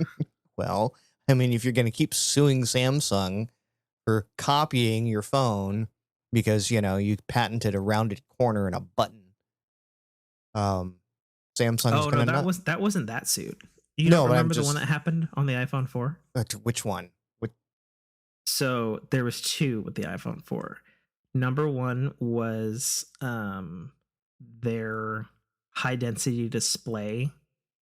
And then the next Samsung went around and had the same fucking display that was against their agreement that they had signed with Apple because they had developed that with Apple. Mm-hmm. They're like, yeah, we're just going to use this too.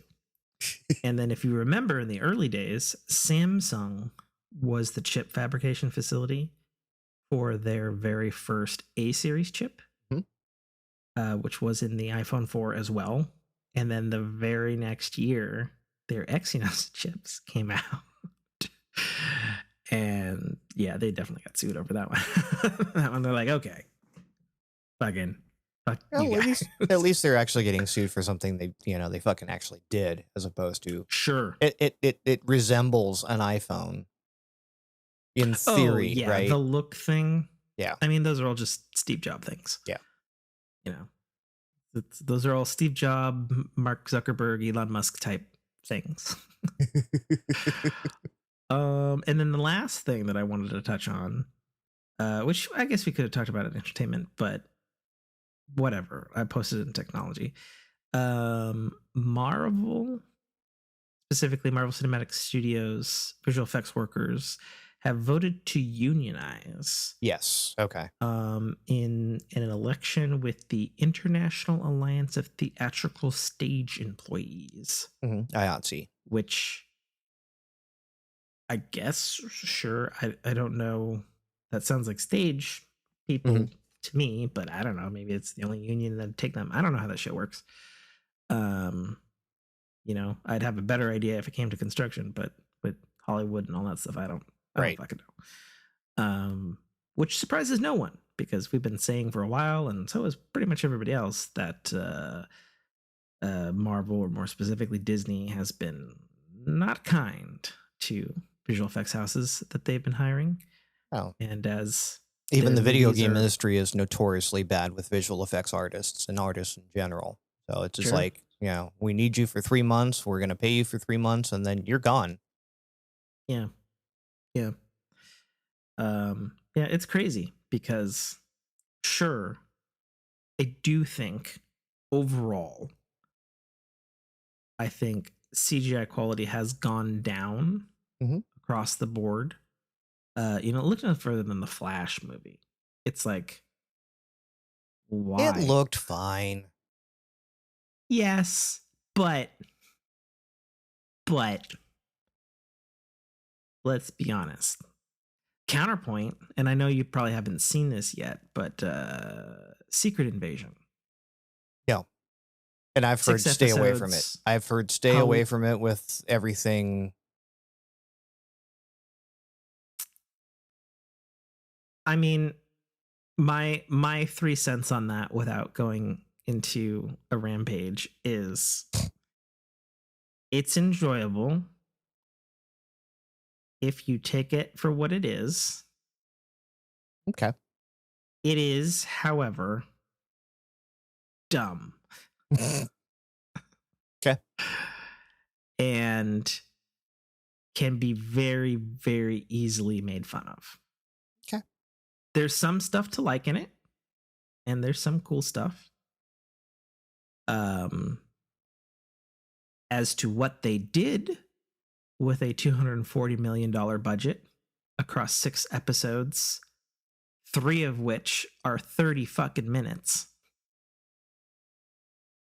I could not fucking tell you where the fucking money got wasted. But I am pointing that one out specifically because there's a final fight that's typical Marvel superhero action CGI fest. And it's just bad, amateurish from a visual effects standpoint. And whether that's due to crunch, I wouldn't know. But given that it has a larger budget than Strange New Worlds' whole ass fucking season, and Strange New Worlds looks impeccable. Right. There's no excuse. If the core concept of your show is Secret Invasion, and Marvel's Agents of S.H.I.E.L.D. already did a better Secret Invasion than that Secret Invasion, and that was ABC horseshoe string budget money, you just have to ask yourself, what in the fuck happened with this production? And also, that director is a 100% tool and should not be allowed to speak publicly or maybe do a movie ever again. the director, producer for the project. Sorry, I'm on a tangent now. You can't stop me. The bitterness is coming through. The pain of my shoulder is like, speak to the people. Tell them the truth. This fucking asshat actually went on an interview and was like, is it a director's job to please the audience? I don't know. And I'm like, bro, I think you need to sit your ass back down and go into the unemployment line. Sit way the fuck down. Yeah. And the reason that one's so specifically bad is because he did direct all of the episodes. Okay. And I'm like, oh, okay. All right.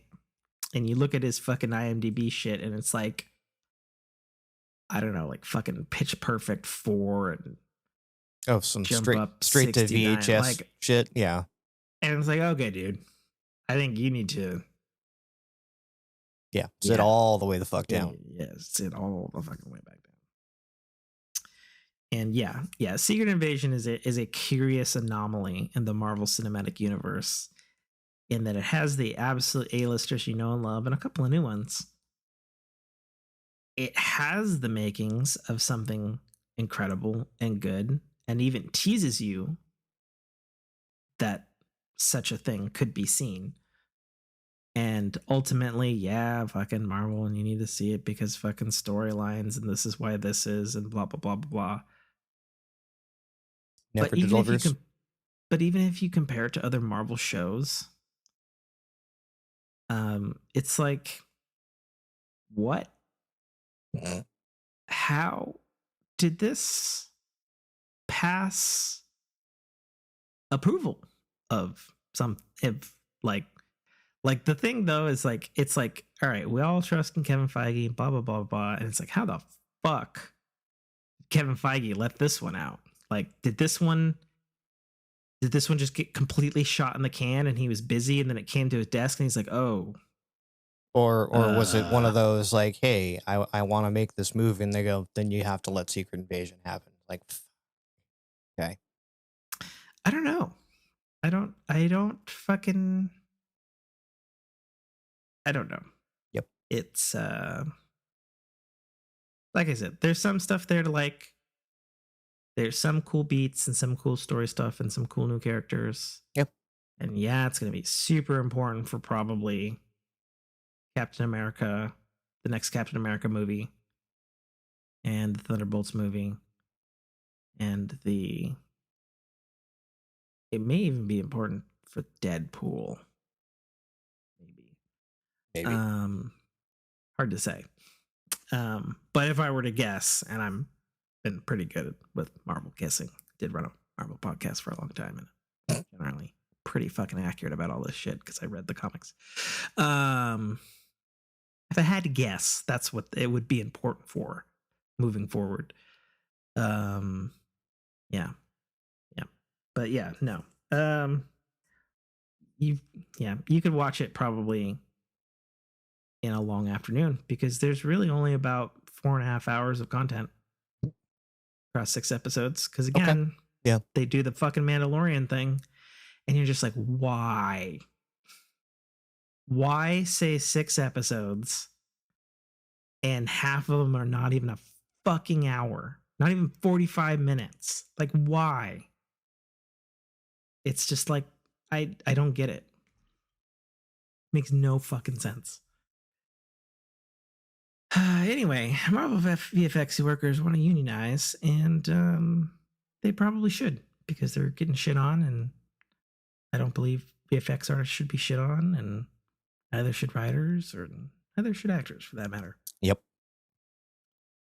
And Hollywood is just fucking crazy. They're taking advantage everywhere they can, which is what they do. And again, like, the thought is, well, if we keep raising the prices, what we're paying things or what we're paying people, it's going to cost more in the theater. To which I say, that's fine. Right? That's fine. Yeah. I'd rather see people get paid and see the quality of their work as opposed to watching them try to do the best being handcuffed. Sure. Yeah, and there was a statement made recently by Bob Iger, who has said some wild shit lately.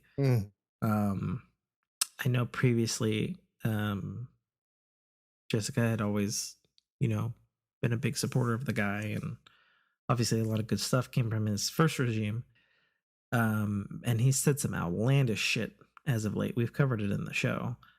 But he said recently, Disney as a whole, including its subsidies, I think he was clearly talking about Marvel and Star Wars. He said the mandate moving forward is quality, not quantity. Right.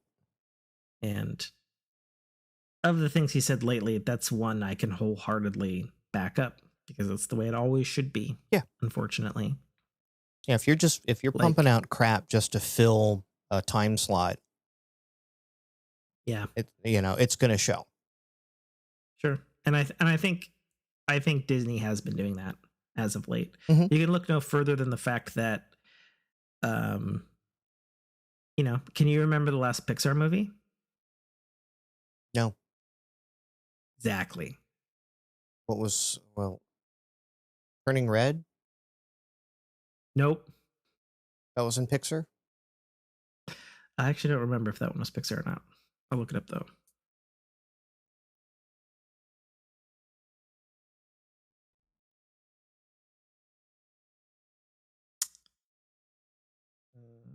No, that was a Pixar movie. Okay. But that certainly was not the last Pixar movie that came out. Okay. So the fact that you don't know.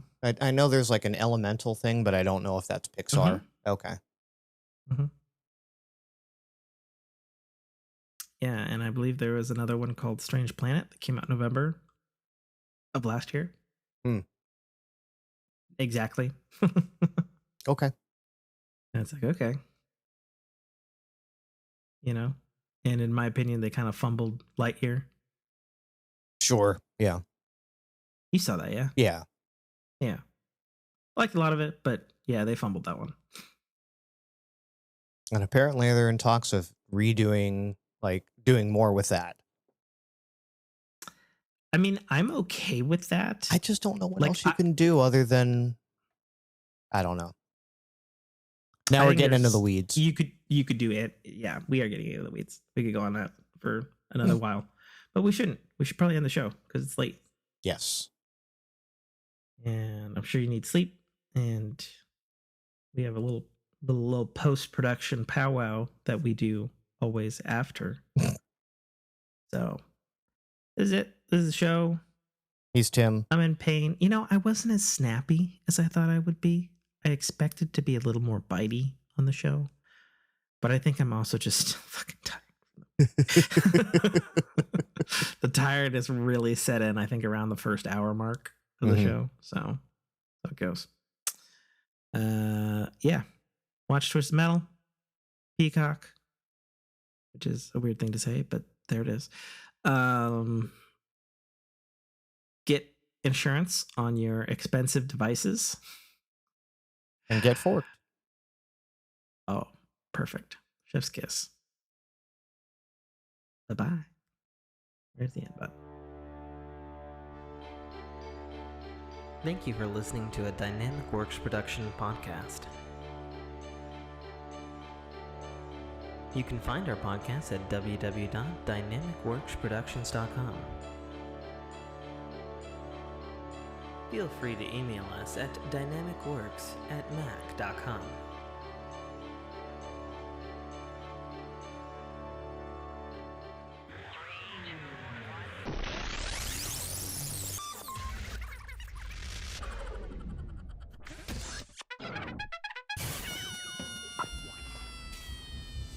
This is Dominic Armato, the voice of Guybrush Threepwood, and you're listening to a Dynamic Works production podcast. The Citadel, Arrival, is the first installment in a series of epic science fiction short stories reminiscent of the Pulp Fiction style. It's a fast-paced story that will take you through twists and turns that you will not expect, until they are thrust upon you with all the force, excitement, and chaos of a plasma cannon blast. The story follows Katarl, a nobody cog in the working wheels of a futuristic society run completely by Megacorp, a corporation that carefully runs and manages the lives of the people living under its sphere of power. On one of Katarl's few and far between days off from work, an outing he had hoped would be fun and relaxing turns into an explosive adventure that drags him kicking and screaming into situations and challenges that will make him question every aspect of his life. Watch this colorful tapestry unfurl as Katarl and his newfound allies find their way through this classic, yet oddly surprising tale of good and evil, where nothing is quite what it appears to be. That's The Citadel, A Rival by author Tim K.A. Trotter, available right now on Amazon Kindle Store and iTunes iBookstore for only $2.99.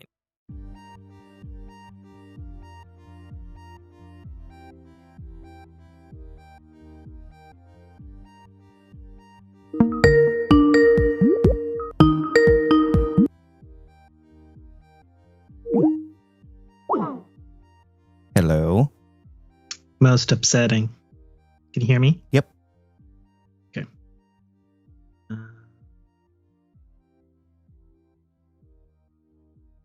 Yeah, that was weird. Like, it answered and then hung right back up. And then mine too. I tried returning the call and it said something went wrong. Yep. Same. And now we're fine. I had an update just before I got on for Skype, so. So it goes. Let's see. It was very bright in here. It does look very bright where you are. I know it's bright because the white of your headphone is the same color as the sheen from your forehead. Right? Are you saying my whiteness is showing? Yeah, it was there. Yeah. It's weird. I actually had to turn that light down per normal. Ew. Yeah, I guess, yeah, that works. I don't care. We're not doing... Why are you autofocusing, camera? Son of a...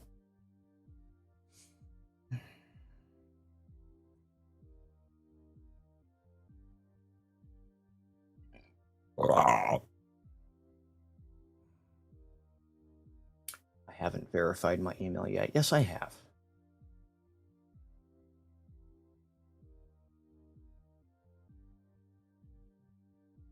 Webcam settings. There we go.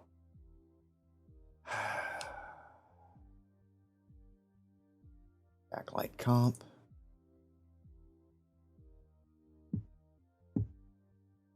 Tap, tap. I'm doing a thing.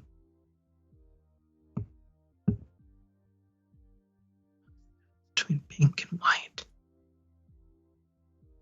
Ah.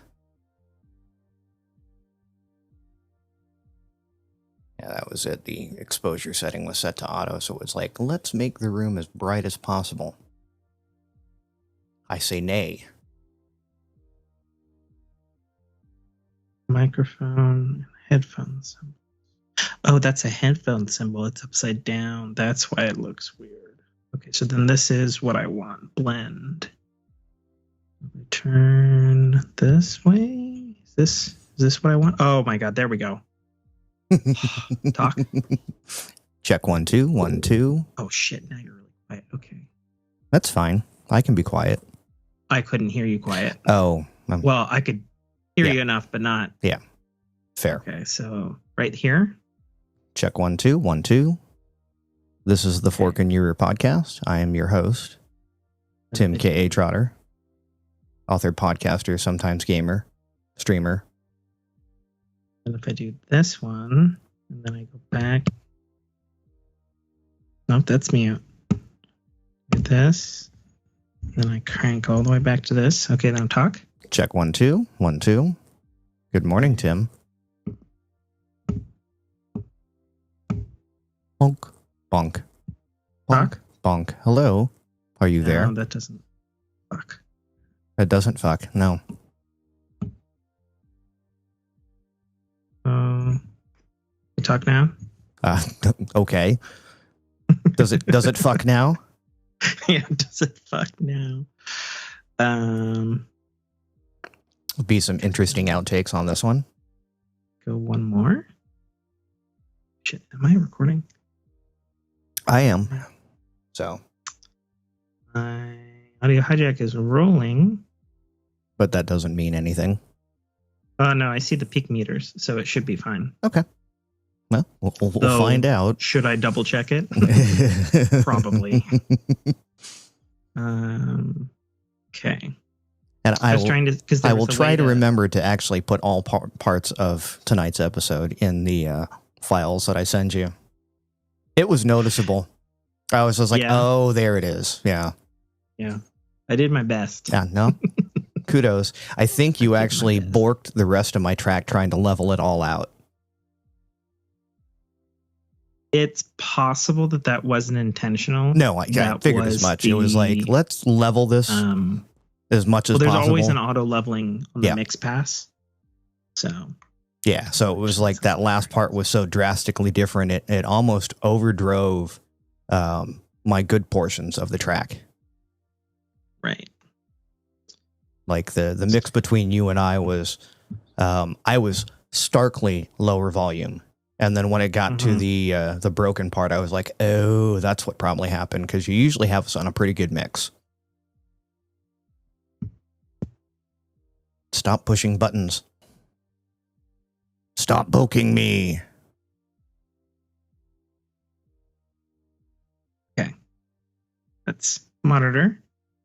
Yes. I was trying to because I did the 1 ear last time because the hearing myself was super loud. And I found the knob within the knob setting to adjust that. It's still knob, yes. It's still annoying enough, so I'll just fucking want to hear it. I will say something. When you start combining functions into one interface, you run into some interesting user issues.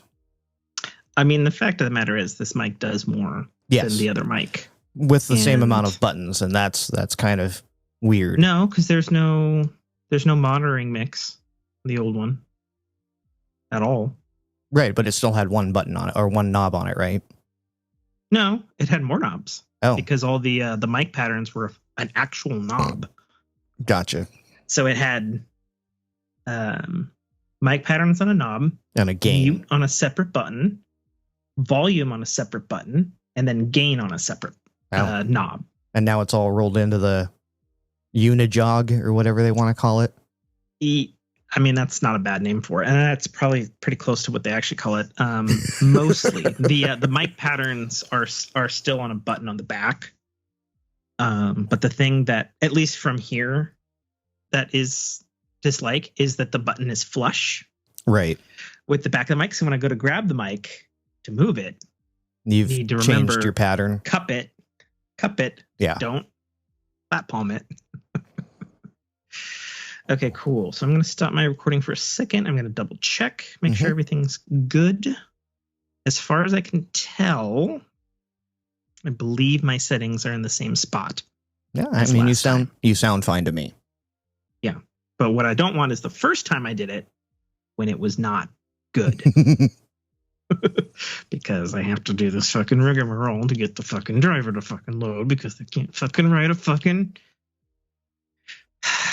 ARM driver. Have you written a support ticket for that?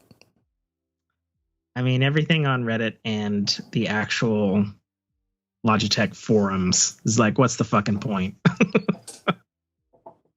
You're alienating an entire part of your user base? That's the fucking point?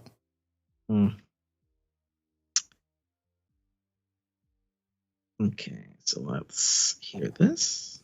It's a shame I can't use this with my...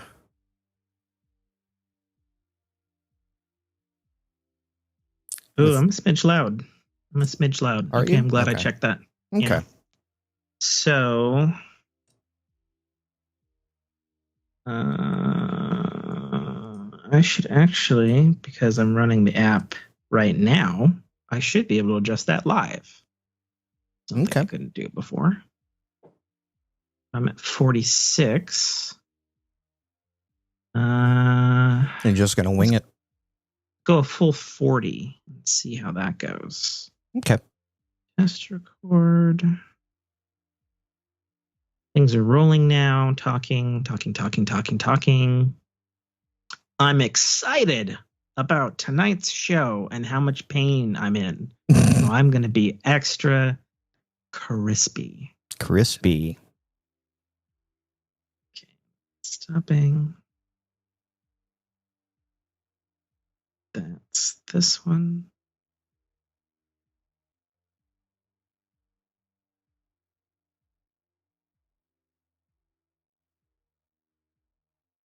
Can you see how shiny my nails are? Yes. You look like a fucking Ken doll. Right? I knew I should have gone for the duller buff. Did you get your nails buffed? Yeah. I went in a full mani-pedi today. Oh, that is something I have yet to do. Mm.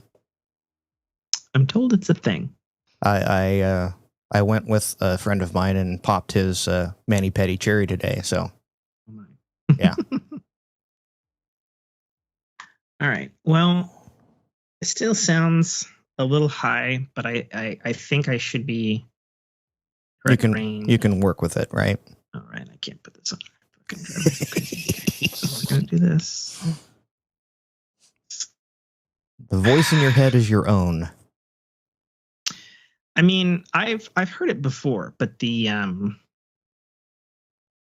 nanosecond delay on, at least with this mic, is perhaps the worst. That is something I don't have to deal with. Yes, I'm aware. Okay, cool. So I'm rolling my end. Skype's been rolling the whole time. I guess let's do a show. All right. Is that what we're here to do? 12 minutes in. Let's do that. Yeah, 36 minutes late. Sorry about that. All good. Like I said, Okay. I napped today, so. Good. Yeah. I actually took one of those yesterday. I'll talk about it in life. And 3, 2, 1. 1. Cut in. Cut in.